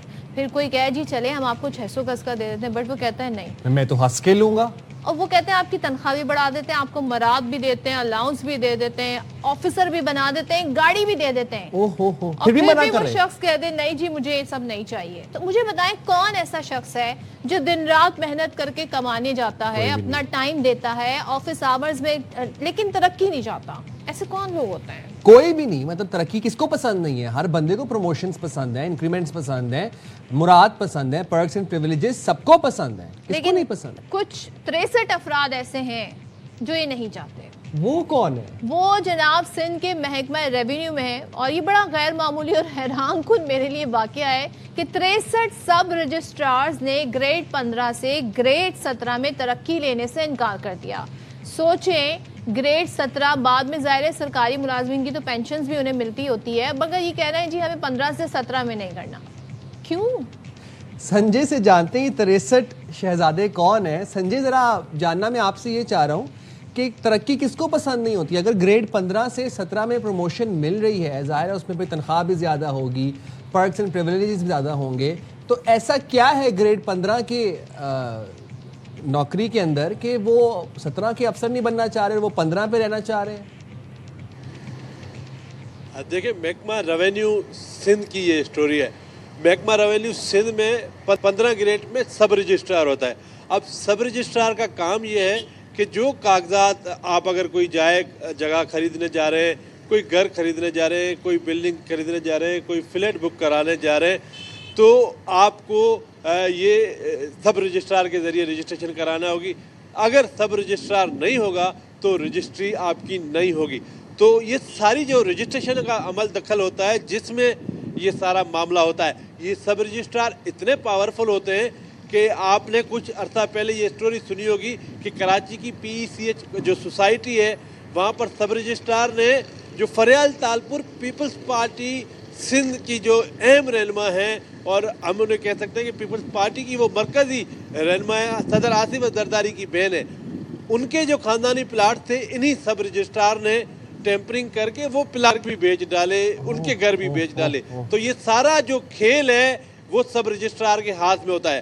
اب ان 15 گریڈ کے سب رجسٹرار کو حکومت کی طرف سے پروموشن ڈیو ہوتے ہیں. ایک سروسز رول ہے, سول سرونٹ جو رول ہے, اگر آپ ایک مدت ہے ہر عہدے میں اگر آپ اس تک کام کرتے ہیں تو آپ کی سروس اسٹرکچر بنتا ہے, آپ کو پروموشن دیے جاتے ہیں, آپ کے ڈیو پروموشن ہوتے ہیں, پھر محکمے کی ایک کمیٹی بیٹھتی ہے اور آپ کو پروموٹ کیا جاتا ہے. یہ جو 63 ایک دو ہو نا کہ کچھ ایسے افسران ہوتے ہیں جو ایک چاہتا ہے کہ مجھے 17 گریڈ کی پوسٹ اچھی نہیں لگ رہی, مجھے وہاں نہیں جانا, تو بھی سمجھ جاتا ہے. کوئی کہتا ہے کہ بھائی 15 گریڈ میں میں اپنے گھر کے پاس ہوں, ہو سکتا ہے 17 گریڈ کی پوسٹنگ کے بعد مجھے کہیں اور ٹرانسفر کر لیا جائے. تو یہ گزیٹڈ افسران ہو جاتے. آپ اگر شناختی کارڈ بنانے جائیں گے تو آپ کو یہ کہا جاتا ہے کہ کسی 17 گریڈ کے افسر سے صحیح کرا کے آ جاؤ, مطلب دستخط کرا کے آ جاؤ, اٹیسٹ کروا کے آ جائیں. تو یہ 17 گریڈ کے افسر جو اٹیسٹمنٹ کا انہیں پاور مل جاتا, انہیں وہ بھی نہیں چاہیے. انہیں کیا چاہیے؟ 15 گریڈ میں تنخواہ کم ہے, 17 گریڈ میں جائیں گے آپ کی تنخواہ بڑھے گی. انہیں تنخواہ کا اضافہ بھی نہیں چاہیے. 15 گریڈ میں آپ کے الاؤنسز کم ہے, 17 گریڈ میں جائیں گے آپ کو الاؤنسز ملیں گے. انہیں الاؤنسز بھی نہیں چاہیے. 15 دیکھیں یہ جو پوسٹ ہے نا یہ سونے کی چڑیا ہے. سب رجسٹرار اگر آپ گھر رجسٹریشن کرانے جائیں, اپنے دفتر رجسٹریشن کرانے جائیں, جب زمین کا کوئی بھی معاملہ ہو, یہ سب رجسٹرار آپ کے ساتھ اگر صحیح ملا ہوا ہے تو آپ کا سارا کام جو ہے وہ آسانی سے ہوگا.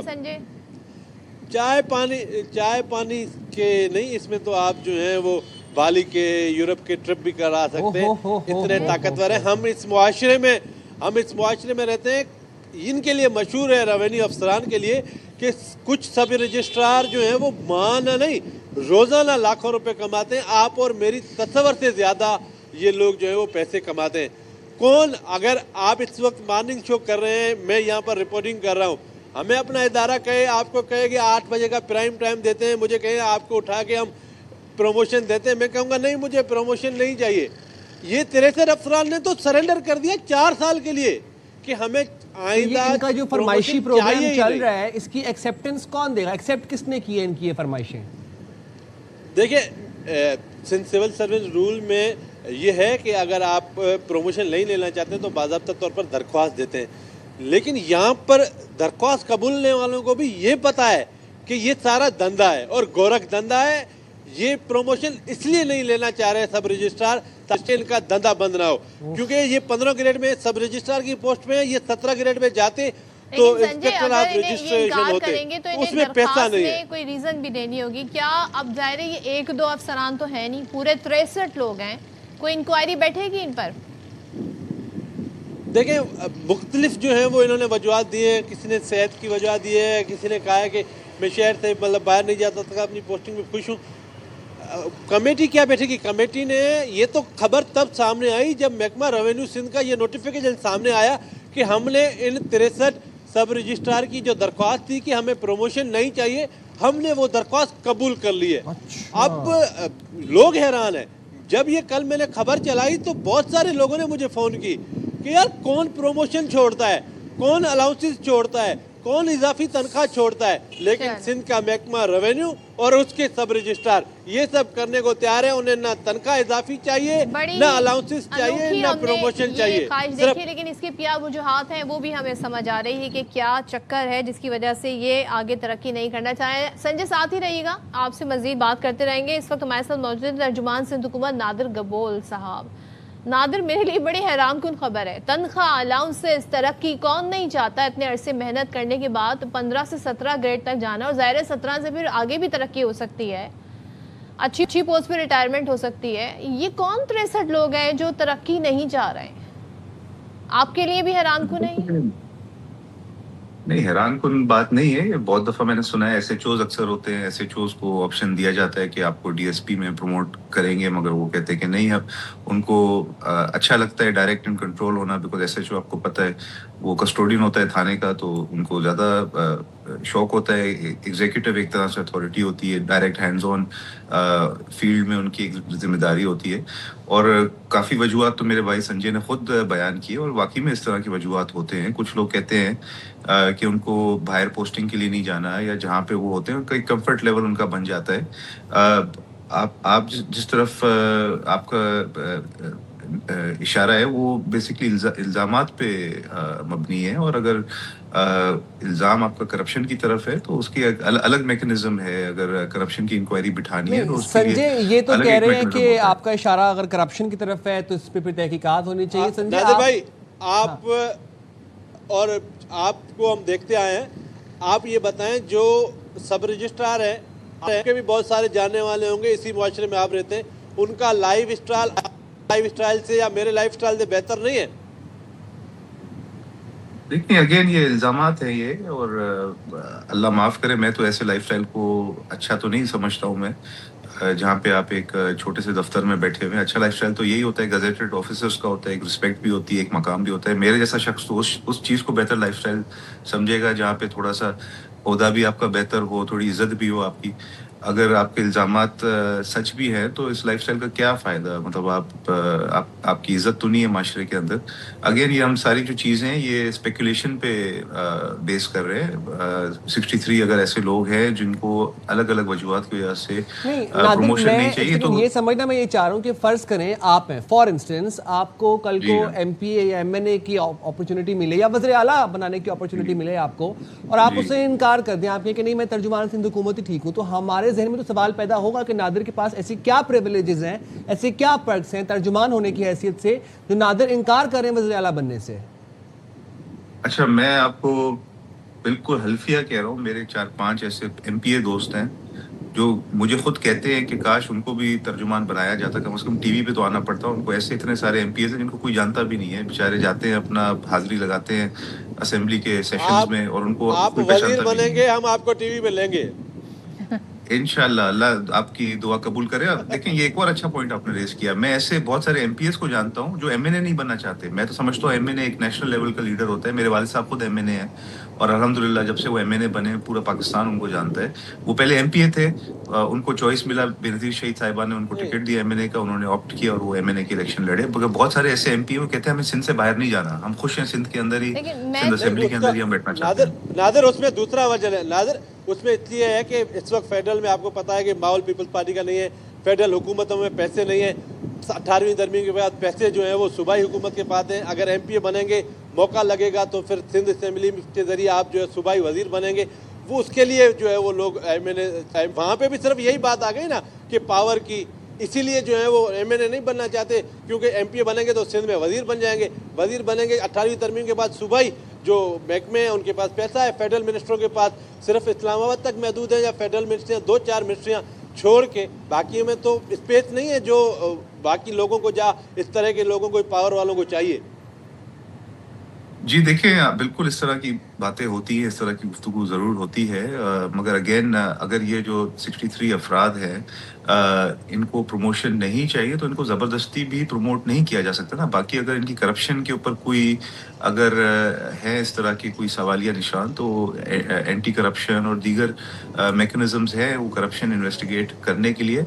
बट फिलहाल तो अगर 63 लोग जो है वो प्रमोट नहीं हो रहे हैं तो ये तो हुकूमत सिंध का पैसा बच रहा है, क्योंकि इनकी तनख्वाह फिर हम कम दे रहे हैं उनको, इनके जो अदर पर्क्स एंड प्रिविलेजेस हो रहे हैं वो भी बच रहे हैं। तो की जाएंगी ना। Thank you so much. Nadir Gabor हमारे साथ है, संजय हमारे नुमाइंदे साथ है। मुझे अभी तक इसकी मंतक समझ नहीं आई कि इंसान हमेशा आगे बढ़ने की बात करता है, अपना लाइफस्टाइल बेहतर करने की बात करता है, अच्छी तनख्वाह चाहता है, इस महंगाई के दौर में तनख्वाह में इजाफा चाहता है, और यहाँ पे 15 ग्रेड के अफसरान 17 में आना नहीं चाहते हैं। तो भाई ये तो सबको पता चल रहा है कि क्यों ऐसा हो। दाल में कुछ काला नहीं है, ये दाल पूरी काली है, और इस पे मजीद हम नज़र भी रखेंगे और जो भी अपडेट्स होंगे आप तक पहुंचाएंगे।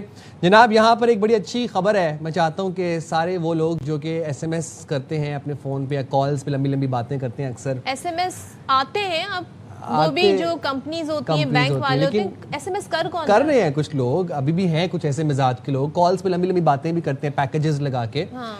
तो जनाब उनके लिए एक बहुत बड़ी खुशखबरी है, वो ये है कि पाकिस्तान टेली कम्युनिकेशन अथॉरिटी ने प्रीपेड मोबाइल सार्फिन के लिए बड़ा रिलीफ दे दिया है। नए ज़ाब्ते के तहत तमाम मोबाइल ऑपरेटर्स के रिचार्ज और मोबाइल बैलेंस की कम अज़ कम मियाद 180 दिन मुकर्रर कर दी गई है। क्या ज़बरदस्त बात है ये। और PTA के मुताबिक नए ज़ाब्ते का इतलाक़ 1 अक्टूबर 2026 से होगा। इससे कबल پری پیڈ موبائل بیلنس کی میعاد عموماً 30 دن تک محدود تھی. مطلب جو بیلنس تھا وہ پہلے آپ کا 30 دن میں ختم اگر نہیں ہوتا تھا تو وہ آپ کا ڈسکارڈ ہو جاتا تھا. 1500 کا بیلنس ہے تو وہ 30 دن میں نہیں بلکہ 180 دن میں ختم ہوگا. یس کریکٹ. نئے نظام کے تحت بیلنس کی مدت ختم ہونے کے بعد اگر صارف کی سم قابل استعمال رہتی ہے اور وہ دوبارہ ریچارج کرتا ہے تو ختم شدہ بیلنس خودکار طور پر بحال کر دیا جائے گا. واہ واہ, یہ تو بڑی زبردست بات نہیں ہے؟ تو بالکل, اور جو آپ ہمیں بتا رہے ہیں یہ ہو جائے گا. تو لیکن یہ بتائیں کہ اب تو لوگ وائی فائی کے تھرو, واٹس ایپ کے تھرو کالز کر رہے ہوتے ہیں, تو آئی تھنک یہ اچھا ڈیٹا بھی اس سے فراہم کیا جائے گا میرے خیال سے. ڈیٹا بھی ریئلی included وش ہے کہ اگر اس میں ڈیٹا انکلوڈڈ ہوا. ویسے اگر آپ موبائل پیکج لگوا رہے ہیں اور اس میں ڈیٹا کہ آپ کے پاس ایم بیز ہیں, میرے خیال سے وہ بھی چلیں گے ساتھ. لیکن کچھ منچلے ہیں جو استعمال کرتے ہیں فون کالز کا اور ایس ایم ایس کا, تو ان کے لیے بڑا اچھا ایک ریلیف ہے. بھائی ویسے لمبی کالز جو ہیں میں تو بہت بے سوال ہوں لمبی کال سے. ہیں کچھ منچلے ملک کے اندر, ایک پورا میں بس ریلز بھیج دیتی ہوں, دیٹس اٹ. یہ بہت غلط ہے. ان پرسن کو اپنے تعلقات رکھنے چاہیے اپنے دوستوں سے, بٹ میں ریلز بھیجتی ہوں. آئی تھنک ہاں آپ ریلز بھیجتی ہیں, ہم رجسٹر ہو جاتا ہے کہ ہماری زندگی میں ایک شخص ہے جو ہمیں ریلز بھیج رہا ہے اور ہم اس پہ ریئیکٹ کر دیتے ہیں. موونگ فارورڈ جناب, اب آپ کو بتائیں کہ جماعت اسلامی نے آپ کو پتہ ہے کہ ملک گیر دھرنا دیا ہوا ہے, اور اس دھرنے سے کوئی خاطر خواہ ہمیں اس دھرنے کا جو کاز ہے, جو اس کی ریزن ہے, وہ یہ ہے کہ حکومت فوری طور پر فی الفور پیٹرولیم مصنوعات کی قیمتوں میں کمی کرے اور پیٹرولیم مصنوعات کی قیمتیں کرے 225 روپے. اور خیر سے جس دن سے جماعت اسلامی بیٹھی ہوئی دھرنے پہ, اس دن سے ہم دیکھ رہے ہیں کہ اضافہ ہی ہو رہا ہے, کبھی 50 پیسے کا, کبھی 3, کبھی 4 روپے کا. اب دھرنے پر تو ہے جماعت اسلامی, لیکن 3 ستمبر کو ملک گیر ہڑتال کا اعلان کر دیا ہے. اب دیکھتے یہ ہیں کہ اس بارے میں کیا لاہ عمل ہے. امیر جماعت اسلامی, نائب امیر جماعت اسلامی لیاقت بلوچ صاحب ہمارے ساتھ موجود ہیں. بہت شکریہ لیاقت بلوچ صاحب. ذرا ہمیں بتائیے گا کہ کیا یہ جو آپ لوگ ملک گیر ہڑتال کرنے جا رہے ہیں, جماعت اسلامی ہی اس ہڑتال کا حصہ ہوگی یا پھر آپ نے اس میں اور جماعتوں کو بھی الائنس بنانے کی یا دیگر فیکٹر سیکشنز کو بھی سوسائٹی کے ان کو بھی شامل کیا جائے گا؟ جی بسم اللہ الرحمن الرحیم. بہت شکریہ. دیکھیں آپ نے 3 چیزیں اکٹھی کر دی ہیں. پہلی تو یہ ہے کہ بھی ہم جو احتجاج اور دھرنا دے رہے ہیں یہ کوئی ہمارا پارٹی یا ذاتی ایجنڈا نہیں ہے, یہ عوامی ایشوز ہیں, عوامی مسائل پر ہم مسلسل آواز اٹھا رہے ہیں. آئی پی پیز کا بھی, مہنگائی کا بھی, اور بجلی کی جو مہنگائی تھی اس پر بھی, اور اب یہ پیٹرولیم مصنوعات کے حوالے سے ہمارا موقف ہے کہ بھی ہم تو زہر تیل عالمی منڈی سے خریدتے ہیں اور اس کی جو قیمتیں ہیں وہ تو اتار چڑھاؤ ہوتا رہتا ہے. لیکن مجموعی طور پر جو اوگرا نے خود ڈکلیئر کیا ہوا ہے کہ پر لیٹر جو ہے کم و بیش 145 روپے کے لگ بھگ اضافی صارف سے وصول کرتی ہے حکومت, اور اسی وجہ سے یہ پیداواری لاگت بڑھتی ہے, جس سے بجلی بھی اور باقی تمام چیزیں بھی جو ہیں مہنگائی کی طرف چلی جاتی ہیں. اب یہ مسلسل مطالبہ تو ہو رہا تھا, لیکن اسی بنیاد پر پھر یہ احتجاج نے ایک دھرنے کی شکل اختیار کر لی. اب یہ دھرنا جو ہے پشاور بھی, کراچی بھی اور لاہور بھی جاری ہے, اور کل سے بلوچستان میں بھی شروع ہو جائے گا. اور لیکن یہ ہے کہ بھی حکومت جو ہے کہ وہ بے حس ہے, جیسے گونگی بہری ہے, یا وہ اپنے پیش نظر کوئی ایسی چیز نہیں رکھتے کہ وہ عوام کو ریلیف دیں. تو اگلے مرحلے میں 3 ستمبر کی ہڑتال کا بھی اعلان کیا گیا ہے. اب اس میں ظاہر ہے کہ عوام کی تو ایک مکمل اور پوری ہمدردی حاصل ہے کہ بھی ہم عوام کی جنگ لڑ رہے ہیں, عوام کے مفاد پر اپنی ایک جدوجہد کر رہے ہیں اور ایک محنت کر رہے ہیں. تو اب یہ تو حکمرانوں کا ٹاسک ہے کہ بھی وہ اس پر کان دھریں. لیاقت بلوچ صاحب, میں ذرا جاننا یہ چاہ رہا ہوں کہ عوامی فائدہ اب تک کیا ہوا ہے, مطلب جتنے دن سے آپ لوگ دھرنے میں بیٹھے ہوئے ہیں, حکومت سے آپ کی کیا بات چیت ہوئی ہے, آپ کو سیریسلی لیا گیا ہے حکومت کی جانب سے؟ اور دوسرا یہ بھی آپ جو کہہ رہے ہیں کہ 3 ستمبر کو ہڑتال کا ہم اعلان کریں گے, کس قسم کی ہڑتال ہوگی؟ اگر اس میں شٹر ڈاؤن ہڑتال ہوگی یا پہیا جام ہڑتال ہوگی, اس میں لوگوں نے نہیں کیا والنٹیرلی شٹر ڈاؤن یا پہیا جام, تو پھر کیا ہوگا, پھر کیا لاہ عمل ہے آپ کے پاس؟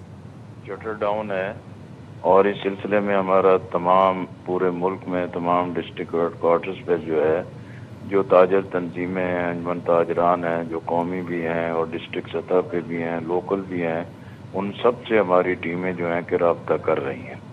میں خود بھی راولپنڈی کی جو اتنی بھی انجمن تاجران سے ان سے ملا ہوں, لاہور کے اندر بھی ہم سب سے ملاقاتیں کر رہے ہیں, آج فیصل آباد میں بھی ایک بہت بڑا جلسہ ہوگا. خود حافظ نعیم الرحمان صاحب وہاں کی تاجر تنظیموں کے ساتھ بھی ایک میٹنگ کریں گے. ساہیوال میں بھی ہو چکی ہے, ملتان میں بھی ہو چکی ہے, کراچی میں بھی یہ سلسلہ جاری ہے. تو اس لیے یہ جو ہڑتال ہے کہ یہ تو جماعت کی کال ہے اور عوام کا مطالبہ ہے اور تاجر تنظیموں کے ساتھ ہمارا رابطہ ہے. دوسرا یہ ہے کہ فائدہ کیا ہے, فائدہ کیا نہیں ہے, وہ تو میں کہہ رہا ہوں کہ بھی حکومت تو بے حس ہے اور وہ بات سننے کی بجائے جو ہے کہ بھی قیمتیں بھی بڑھاتی ہیں. لیکن قیمتوں کا مسئلہ نہیں ہے, مسئلہ تو بھتہ ہے, لیوی ہے, جو چور راستے سے جو قومی خزانے میں پیسہ لاتے ہیں, لیکن اس سے پیداواری لاگت بڑھتی ہے, صنعت, تجارت اور زراعت جو ہے کہ وہ بالکل زبوں والی سے دو چار ہوتی ہے. ٹھیک ہے لیاقت بلوچ صاحب, بہت شکریہ آپ کا اس ساری صورتحال والے سے بات کرنے کے لیے. تو دیکھتے ہیں جی جماعت اسلامی کی جو ہڑتال ہے کس طرح کی کال دی جاتی ہے اور کیا اس کا نتیجہ نکلتا ہے. کرکٹ کے میدان کی طرف چلتے ہیں. آپ کو پتہ ہے پاکستان اور انگلینڈ کے درمیان لارڈ ٹیسٹ کا پہلا دن قومی ٹیم کے نام رہا. بابر اعظم نے ٹاس جیت کر بولنگ کا فیصلہ کیا, چونکہ اچھا فیصلہ ثابت ہوا, اور انگلش ٹیم کے اوپنر 26 کے اسکور پر پویلین لوٹ گئے اور 120 رنز پر آدھی ٹیم آؤٹ ہو گئی. یہ کبھی ہم اپنے لیے سنا کرتے تھے. کم روشنی کے باعث پہلے دن کا کھیل بھی جلدی ختم ہوا اور بالکل دن ختم ہونے تک انگلینڈ نے 9 وکٹوں کے نقصان پر 248 رنز بنائے تھے. جیمن اسمتھ نے 61, جارڈن کاکس نے 55 رنز بنائے. پاکستان کے محمد عباس نے 4, محمد علی نے 3 وکٹیں حاصل کی. زبردست. کوئکلی پھر ہم شامل گفتگو کر لیں گے. توصیف احمد سابق کرکٹر ہمارے ساتھ موجود ہیں. توصیف بھائی بہت شکریہ, آپ نے سب سویرے پروگرام کے لیے وقت نکالا. لارڈز ٹیسٹ میں پاکستان کا مثبت آغاز ہوا, پہلے دن بولرز کی پرفارمنس سے کتنے مطمئن ہیں آپ؟ بہت زیادہ ہے, کیونکہ پہلے ٹیسٹ سے میرا خیال ہے کچھ میٹنگ میں ڈیفینیٹلی بات ہوئی ہوگی اور کہ آپ نے لائن اور لینتھ کو رکھنا ہے, تو وہ سب چیزیں ہمیں کل دیکھنے میں نظر آئیں. پھر ٹاس کا بڑا اہمیت تھی اور ٹاس جیت کے جو ہے نا پاکستان نے ان کو کھلایا. ویدر ظاہر ہے کلاؤڈی اور وہاں رہے گا, ہمیشہ ہی رہے گا, اور سین بھی رہا تھا بال, تو اس لحاظ سے دیکھتے ہوئے میں سمجھتا ہوں کہ جو ہے وہ کل بہت ہی عمدہ بولنگ جو ہے وہ کی ہے, اور خاص طور پہ عباس نے جس طرح بریک تھرو آپ کو دیے ہیں, ڈیفینیٹلی وہ ایک اہمیت ہے اور جس کا نتیجہ سامنے آیا. لیکن وہی پھر ہم ایک پارٹنرشپ اسمتھ نے لگائی ہے اور پھر ٹیل ان کی آن کے 30-35 رنز کرتی ہے, تو یہ میرا خیال ہے 170 سے 80 رنز میں میرا خیال آل آؤٹ کر دینا چاہیے تھا جس طرح سے ابتدا کی تھی پاکستان نے. تو یہ ہے, بٹ اچھا اسٹارٹ ہے. دیکھتے اب یہ ہے کہ کتنی جلدی پھر. بالکل. اور توصیف صاحب ذرا ہم اوپننگ کی بات بھی کر لیتے ہیں. اویس کی ہم بات اذان اویس کی کریں. اتنے رنز کرا دیں گے 20-30 رن. جی, اذان اویس کی اوپننگ ابھی دیکھ رہے ہیں ہم, اچھا نہیں ابھی تک کھیل سکے.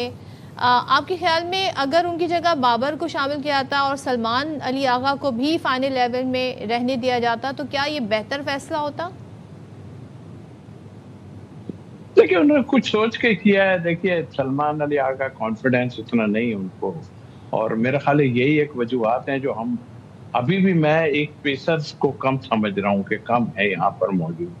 اور آپ بیٹسمین کسی بٹھا سکتے تھے, ایسی بات نہیں تھی, لیکن وہی آپ کے پرابلم آتی ہے جب کہ آپ کی بیٹنگ نہیں چل رہی, بیٹنگ بڑھاتے جاتے ہیں. تو اب آپ دیکھیں گے کہ اذان کو ڈیفینیٹلی آپ کو چانس دیا ہے, ایک کو چانس آپ دیں, پتہ چل جائے اس کا کہ بھائی کتنا اس میں کس جگہ پہ کھیل سکتا ہے. وہ تو میرا خیال ہے بری ڈیسیژن نہیں ہے ایک آدمی بٹھایا, لیکن پھر وہی اب دیکھیں آپ بیٹنگ کہاں تک چلی گئی آپ کی. آپ میرا خیال ہے مجھے لگا ہے 4-5 پہ جا کے جو ہے وہ ہمارے پچھلے کپتان جو ہیں وہ آئیں گے, اور بظاہر مجھے وہی لگ رہا ہے کہ آپ نے بیٹنگ پہ پھر بہت زیادہ وہ دے دیا ہے. تو فکریں بیٹنگ کی زیادہ ہے. شان مسعود 4-5 پہ ہی مجھے لگ رہا ہے 5 پہ کھیلیں گے, تو وہی اوپنر. پھر اس کے بعد یہ ہو سکتا ہے کہ اذان کو نیچے لے کے جائیں. اب دیکھنا ہے کہ اسٹریٹجی کیا بناتے ہیں, بنائے تو جا رہے ہیں, مگر بار بار جو آپ چینجز کرتے ہیں اس میں بڑی مشکلات ہوتی ہیں. انگلینڈ میں آپ کے لیے مشکلات تو ہوتی ضرور ہیں, مگر اس وقت آپ بہت اچھی پوزیشن. اور پاکستانی بولرز تو چلے پرفارم انہوں نے کیا, علی کی بات کر لیں, عباس کی بات کر لیں, میچ پر گرپ مضبوط کرنے کے لیے, لیکن بیٹرز کو کم سے کم کتنے رنز کی لیڈ حاصل کرنا ہوگی, کیا آپ ایکسپیکٹیشن رکھنی چاہیے ہمیں ان سے؟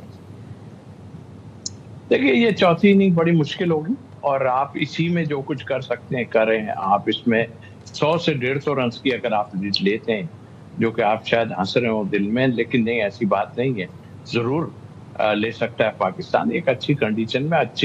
اچھے اس سے کھیلیں آپ, وہ گیند سیم ہو رہا ہے, سب کچھ ہے, آپ جب ان کو آؤٹ کر سکتے ہیں, جو ایک میڈیم پیس بولنگ سے آپ آؤٹ کر سکتے ہیں, تو ان کے پاس بھی بولرز ہیں اور ان کو تجربہ بھی ہے وہاں کا. تو اگر ایک اچھی پلاننگ کے ساتھ گئے اور جو ہے کہاں گیند کو چھوڑنا ہے, کہاں شارٹ کھیلنی ہے, کیونکہ ہم نے دیکھا انگلینڈ کے پلیئروں نے بھی کچھ غلط شارٹس کھیلے جس کی وجہ سے وہ آؤٹ ہوئے, اور ہم کریڈٹ اپنے بولرز کو دیتے ہیں. تو آئی تھنک میرے کا وکٹ پہ آپ کو اسٹے کرنا پڑے گا, 50-60 اوور یہ بھی کھیلیں آپ, ایٹ لیسٹ 90 اوورز کھیلیں گے, اور تو میرا خیال ہے کہ آپ لیڈ لے جائیں گے ان سے. ٹھیک ہے, بہت شکریہ توصیف بھائی, آپ نے پروگرام کے لیے وقت نکالا. تو یہاں پر لیتے ہیں شارٹ بریک اور اس بریک کے بعد واپس آتے ہیں.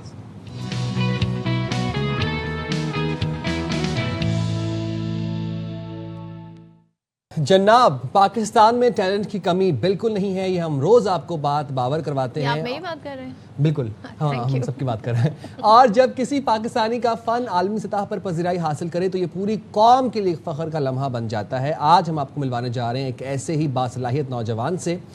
انہوں نے کیا ہے, بیسیکلی یہ وائلڈ لائف فوٹوگرافر ہیں. ان کا نام ہے اویس علی شیخ. انہوں نے جناب شاندار تصویر کھینچی جس کا ٹائٹل یہ تھا ہڈن ان پلین سائٹ, اور پھر ایک بین الاقوامی فوٹوگرافی مقابلے میں وائلڈ لائف کیٹیگری کے لیے یہ تصویر نامزد ہوئی.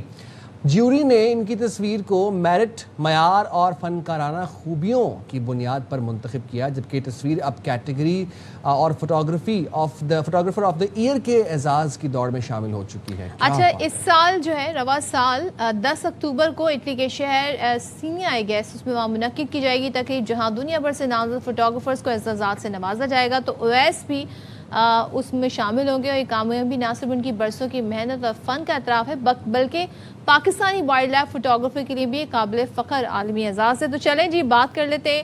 فوٹوگرافر اویس علی شیخ ہمارے ساتھ موجود ہیں. تھینک یو سو مچ اویس, بہت شکریہ آپ بات کرنے کے لیے. سب سے پہلے تو بتائیے گا آپ کو بہت بہت مبارک ہو. دوسرا یہ بتائیے گا یہ آپ کا پہلا رد عمل کیا تھا جب آپ کو پتہ چلا کہ آپ ایسے نامزد ہو گئے ہیں؟ سب سے پہلے آپ لوگوں کا بہت شکر گزار ہوں میں, بہت بہت شکریہ آپ لوگوں کے کہ آپ لوگوں نے مجھے اس پروگرام کا حصہ بنایا.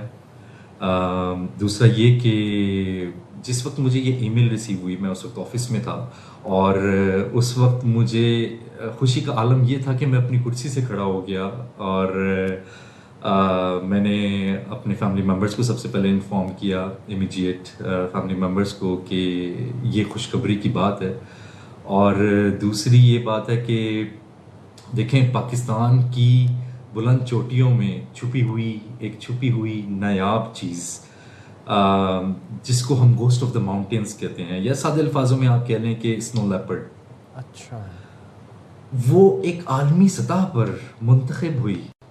اس میں مجھے اتنا فخر محسوس ہوا کہ وہ تصویر پاکستان میں کھینچی ہوئی ہے, اور وہ پاکستان کو ریپریزنٹ کرے گی انشاءاللہ تعالی.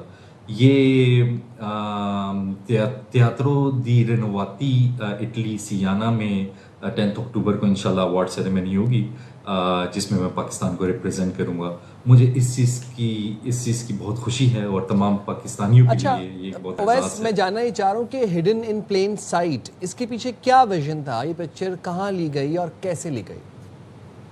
2 اسنو لیپرڈ ایک ساتھ بیٹھے ہوئے اوپر پہاڑ پہ ملے, جس کی پکچر میں نے کچھ اس طرح سے بنائی کہ بہت وائڈ اینگل میں انوائرمنٹ شو کروانے کی کوشش کی, جس میں آپ کے اسنو لیپرڈ بیٹھے ہیں سامنے, اور آپ کے لیفٹ سائڈ کے جانب کرکرم رینج ہے اور ویلیز ہیں جہاں پہ لوگ بھی رہتے ہیں. تو یہ ایک یہ بگ پکچر میں اس کو کہوں گا. میری کوشش تھی کہ میں انوائرمنٹل شاٹ ہی لوں, اور یہ میں نے انوائرمنٹل شاٹ لیا, اور جس پکچر کو آپ دیکھیں تو آپ کو فوراً اس میں اسنو لیپرڈ نظر نہیں آئے گا. آپ شاید آپ کی آنکھ ایک کارنر سے دوسرے کارنر تک ٹریول کرتی رہے گی, لیکن ایونچولی اسنو لیپرڈ اگر آپ کی آنکھ میری آنکھ کی طرح دیکھے تو آپ کو اسنو لیپرڈ اس میں پکچر میں نظر آئے گا. تو یہ ایک کیموفلاجڈ جانور ہے, اس وجہ سے اس کا نام ہڈن ان پلین سائٹ میں نے رکھا کہ آپ دیکھتے ہی آپ کو وہ چیز فوراً واضح نہیں ہوگی. Very interesting. لیکن بتائیے گا wildlife photography it's but difficult, quite difficult to be honest, کیونکہ کوئی خاص مومنٹ کیپچر کرنے کے لیے کئی گھنٹے بلکہ سم ٹائمز تو بہت دن انتظار کرنا پڑتا ہے. تو آپ نے کتنا طویل انتظار کیا؟ دن اور گھنٹوں کی بات کریں تو اس سے تو بات نہیں چلے گی, کیونکہ دن اور گھنٹے بہت کم ہیں. اس طرح کی فوٹو یا اس فوٹو کو یا اس طرح کی فوٹو کو لینے کے لیے سالوں سال لگ جاتے ہیں. میں وائلڈ لائف فوٹوگرافی پچھلے لگاتار 16 سالوں سے کر رہا ہوں, جس میں سے 10 سال میں نے اسنو لیپرڈ پہ ڈیڈیکیٹ کیے ہیں. اور میری پوری کوشش ہوتی ہے کہ ہر سال جنوری اور فیبروری اس سیزن میں جاؤں, جہاں پہ ہم پراپر نان آبجیکشن سرٹیفکیٹ کے ساتھ جاتے ہیں, انفارم کر کے جاتے ہیں. اور اس کو میں کہوں گا کہ اس میں میں اکثر کہا کرتا ہوں کہ یہ ایک گیم آف پیشنس ہے. تو اس میں انتظار ایک بہت بڑا ہتھیار ہے سمجھ لیں. تو اس وائلڈ لائف فوٹوگرافی اس میں آپ کو پیشنس کے ساتھ بہت زیادہ کام کرنا پڑتا ہے. کچھ ایک فوٹو لینے کے لیے سالوں سال لگ جاتے ہیں, کیونکہ آپ وہ چیز امیجن کرتے ہیں اور اس چیز کا انتظار کرتے ہیں کہ یہ چیز کب ہوگی, اور ریپیٹیڈلی آپ اس جگہ پہ جاتے ہیں. کبھی موسم ساتھ نہیں دیتا تو کبھی جانور ساتھ نہیں دیتا, تو کبھی دونوں چیزیں ساتھ بھی دے دیتی ہیں. تو یہ ساری قسمت کی بات بھی ہے, ہارڈ ورک کی بات. اور یہیں سے میرا اگلا سوال بھی جنم لے رہا ہے کہ وائلڈ لائف فوٹوگرافی میں سب سے بڑا چیلنج کیا ہوتا ہے, جانور یا ماحول یا موسم؟ جی دیکھیں, مجھے لگتا ہے کہ جانور اور ماحول یہ دونوں ہی ایک بہت بڑا چیلنج ہوتے ہیں. وہ ایسے کہ جانور ایک انپریڈکٹیبل چیز ہے. دیکھیں, آپ کے یا ہمارے کسی کی کنٹرول میں کوئی بھی چیز نہیں ہے, نیچر ہمارے کنٹرول میں نہیں ہے, رائٹ. اور جانور کی بات کریں تو وہ تو بالکل بھی آپ کے کنٹرول میں نہیں ہے, لیکن اس کے پیچھے آپ کو اسٹڈی کرنی پڑتی ہے, ریسرچ کرنی پڑتی ہے, آبزرو کرنا پڑتا ہے. جیسے میں نے کہا کہ سالوں سال لگ جاتے ہیں اس اسٹڈی کے پیچھے کہ ان کا بیہیویئر کیا ہے, وہ کب نکلتے ہیں, کب سوتے ہیں, کب ہنٹ کرتے ہیں. یہ ساری چیزوں کو اسٹڈی کرنا پڑتا ہے. یہ ایکسپیرینس کے ساتھ بھی آتی ہیں, اور اسٹل اس کے باوجود بھی یہ ایک انپریڈکٹیبل چیز ہے. بات کریں اگر ماحول کی, تو ماحول بھی ایک سا نہیں رہتا کبھی بھی. جیسے میں نے آپ کو عرض کیا ابھی کہ میری کوشش یہی ہوتی ہے کہ میں دسمبر, جنوری, فیبروری ان منتھس میں ٹریول کروں خنجراب سائٹ پہ یا گلگت بلتستان کے اونچے پہاڑوں میں, جہاں پہ اس وقت ہارش ویدر ہو. اور وہ اس کی وجہ یہی ہے کہ آپ کے لیے ایکسیسیبل ہو جاتے ہیں کہ جانور کے وہ کھانے کی تلاش میں, اوپر برف پڑ جاتی ہے اتنی زیادہ کہ کھانے کی تلاش میں نیچے آتے ہیں, تو آپ کے لیے تھوڑا ایزی بھی ہو جاتا ہے. لیکن ساتھ میں اس چیز کا ضرور میں مینشن کروں گا کہ landslides, avalanches, harsh weather, even -25 -30 میں کام کیا ہوا ہے ہم لوگوں نے بہت زیادہ اسنو لیپرڈ پہ. تو یہ سارے فیکٹرز جو ہیں یہ بہت ڈپینڈ کرتے ہیں. تو یہ دونوں چیزیں ایک چیلنج میں کہوں گا یہ برابر ہی ہیں. بالکل. اور ظاہر ہے آپ کو ایک ٹائم تو ہو گیا, بٹ اسٹل آپ کی پوری یہ جو جرنی ہے, کیا کبھی کوئی ایسی صورتحال کا سامنا کرنا پڑا جو کہ چیلنجنگ تھی اور خطرناک تھی آپ کے لیے؟ اگر آپ چیلنجز ایکسیپٹ نہیں کرتے تو اس کے علاوہ کام بننا نہیں, تو خطرناک صورتحال بنتی ہیں, بالکل بنتی ہیں.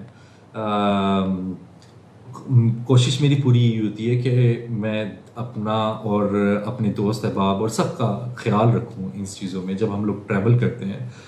اگر میں مثال دوں کہ لاہور سے لے کے خنجرات تک جانا ہے اور 2 دن میں نان سٹاپ آپ گاڑی چلا کے جا رہے ہیں, کیونکہ کبھی اکثر اوقات یہ ہوتا ہے کہ ہم موقع پہ ہوں تو ہمیں کال آ جاتی ہے. فار ایگزامپل اگر ہم کنزرویشن و خان وائلڈ لائف ان کے ساتھ کام کرتے ہیں خنجرات کل مرخن کے علاقے میں, उनकी कॉल आ जाती है कि अवैस भाई आप किधर हैं, आप जल्द से जल्द पहुंच सकते हैं। अब वो मौका ऐसा होता है कि उसमें हमें पहुंचना पड़ता है, क्योंकि फॉर एग्जांपल हंट कर दिया स्नो लेपर्ड ने, तो हमें फ़ौरन से फ़ौरन जाना पड़ता है, फ़ौरन पैकिंग की, फ़ौरन निकले। तो इसको समराइज करूं तो ये एक ट्रैवल जर्नी जो है इटसेल्फ ये काफ़ी डेंजरस भी होती है। आप पहले रफ टेरेन से जाते हैं, चिलास वाले एरिया से, फिर इवेंचुअली अगर आप खुंजराब वाली साइड तक पहुंचते हैं कॉन्टिन्यूस ड्राइव करके भी, थोड़ी सी आप पावर नैप वगैरह लेके अपने आप को रिकवर करके, आपकी अगर बर्फ़ पड़ गई है तो याद रहे कि उसमें ब्लैक आइस भी है। ऊपर हमें सफ़ेद रोड नज़र आ रही होती है जिस तरह फ्रेश है, लेकिन नीचे ब्लैक आइस है, और black ice is very dangerous. कितनी मरतबा हमारी गाड़ी स्लिप हुई है, बहुत मरतबा गाड़ी स्लिप हुई है, और जो बैरियर्स आपके लगे होते हैं उससे हिट होके भी बची है। तो ये एक आधी एग्जांपल देने का मकसद ये था कि it's not an easy job, it requires a lot of your potential. Right. Thank you very much, Owais. It is indeed not an easy job, but it sounds very thrilling and very adventurous to me. And to be honest, मैं चाहूँगा कि मैं कभी ज़िंदगी में ऐसा कुछ experience करूँ, but how nice is that? और अच्छी बात है कि पाकिस्तान का नाम भी साथ रोशन कर रहे हैं, अपना पैशन भी साथ साथ परसू कर रहे हैं। हम एक ब्रेक में चले जाते हैं, ब्रेक के बाद।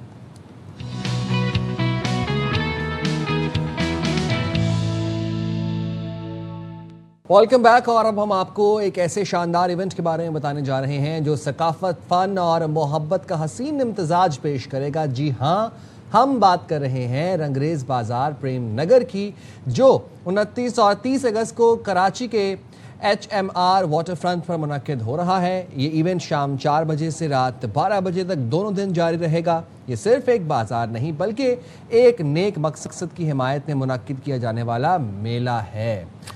और इस इवेंट में आपके लिए क्या कुछ खास होगा? सबसे पहले इसमें बताया जा रहा है जी कि लाइव म्यूज़िक होगा, सकाफती परफॉर्मेंसेस होंगी, साथ ही मकामी फनकारों और डिज़ाइनर्स का एक बाज़ार होगा, पूरा एक बाज़ार लगाया जाएगा जहां मुनफरद अशिया भी आप खरीद सकते हैं। स्ट्रीट फूड, मज़ीद लजीज खाने वहाँ पर होंगे और फनकार होंगे, आर्ट होगा। तो देखते हैं जी इसमें क्या कुछ है आपके लिए।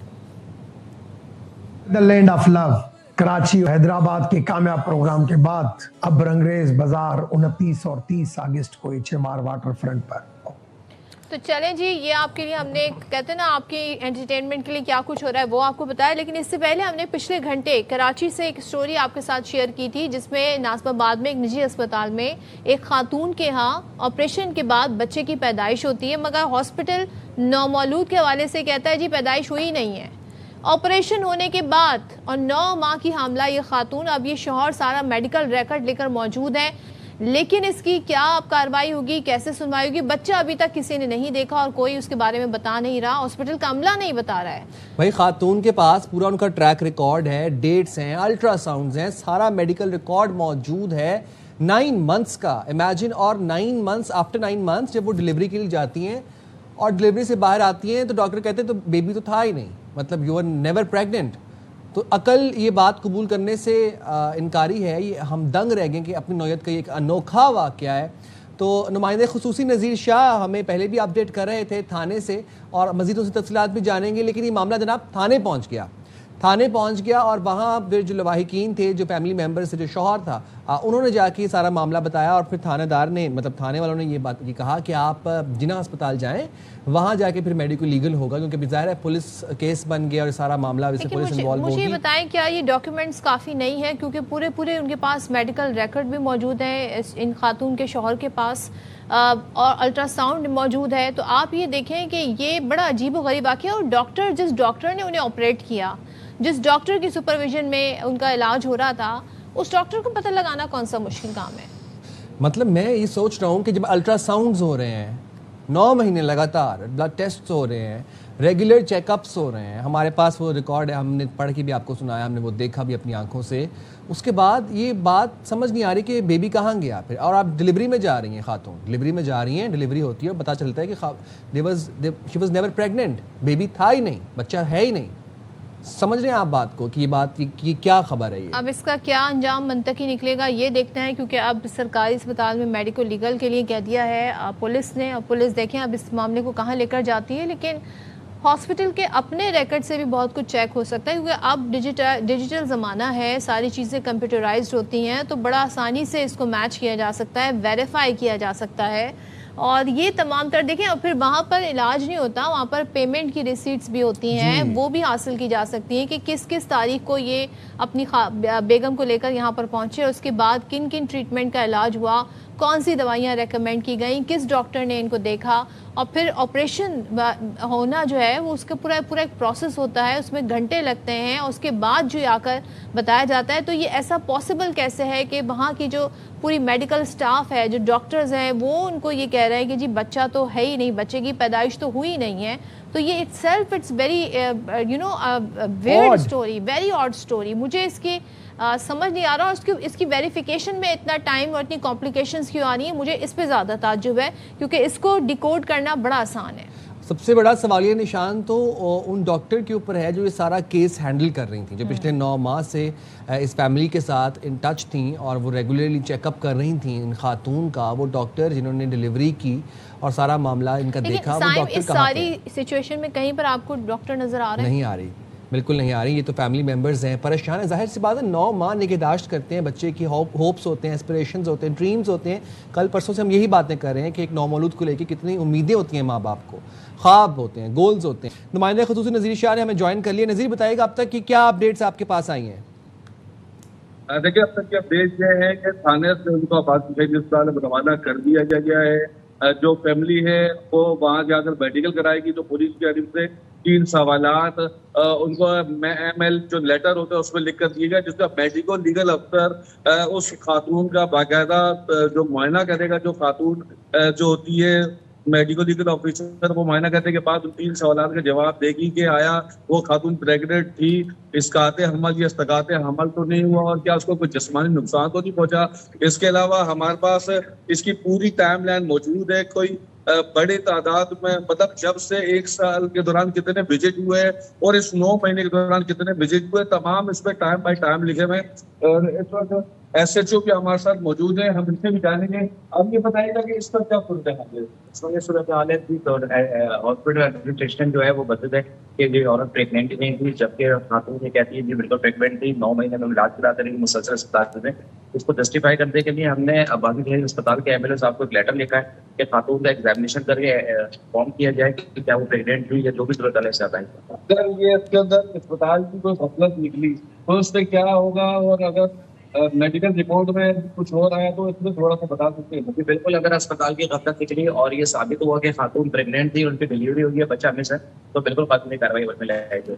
تو ایسا اس سے پہلے کب یاد دے گئے تھے وہ کیس آئے کہ اسپتال میں 9 مہینے کی پریگننٹ ہونا, جو جس کے فالو اپ بھی وہی چلتا رہتا ہے, اور اینڈ میں آیا کہ اس میں تو کچھ بھی نہیں ہوا. نہیں, یہ ہسٹوریکل واقعہ ہے جو کبھی زندگی میں نہیں سنا, کبھی آپ کو کبھی کالج میں نہیں آیا. تو ابھی اس کے اوپر کتنی دیر میں جواب آ جائے گا؟ جو اور اسپتال انتظامیہ نے کیا آپ سے رابطہ رکھا ہوا ہے؟ ہاں جی بالکل, ایسا اسپتال انتظامیہ بھی رابطے میں ہیں, اور جو سینئر ہیں سیکورٹی کے اور دیگر بالا حکام جو ہیں وہ بالکل اس کو سیریس ہی ہے, اور تمام ڈاکٹر کو بھی جو ہے انڈر آبزرویشن رکھا تھا, ان سے بات چیت چل رہی ہے. انڈر آبزرویشن رکھا مطلب ڈیٹین رکھا ہوا ہے. نذیر ان سے یہ پوچھیے کہ اسپتال کی سی سی ٹی وی کے اوپر انہوں نے نظر رکھی ہوئی ہے کہ اگر نومولود پیدا ہوا ہے اور وہ اسپتال میں ہے تو کہیں وہ غائب تو نہیں کیا جا رہا اس کو؟ ہاں جی بالکل ایسا ہے کہ ہم نے سی سی ٹی وی فوٹیج کافی کی ہیں, اور ہمارا ٹیکنیکل لڑکا جو ہے وہاں مسلسل بیٹھا ہوا ہے, تمام کیمروں کو مانیٹر کر رہا ہے اور پریویس ہسٹری بھی دیکھ رہا ہے جتنے بھی کیمرے دیکھتے ہیں اس کا کیا نتیجہ نکلتا ہے. نظر ہمارے ساتھ تھے اور بات کر رہے تھے ایس ایچ او سے. تھینک یو سو مچ. ہم اس پر نظر رکھیں, اس کا فالو اپ آپ کو ضرور دیں گے. بہت ہی انوکھا واقعہ ہوا ہے, لیٹس ہوپ کہ یہ معاملہ سلجھ جائے. اب تک اتنا ہی. دیکھتے رہیں ARY نیوز. اللہ حافظ. پاکستان زندہ باد.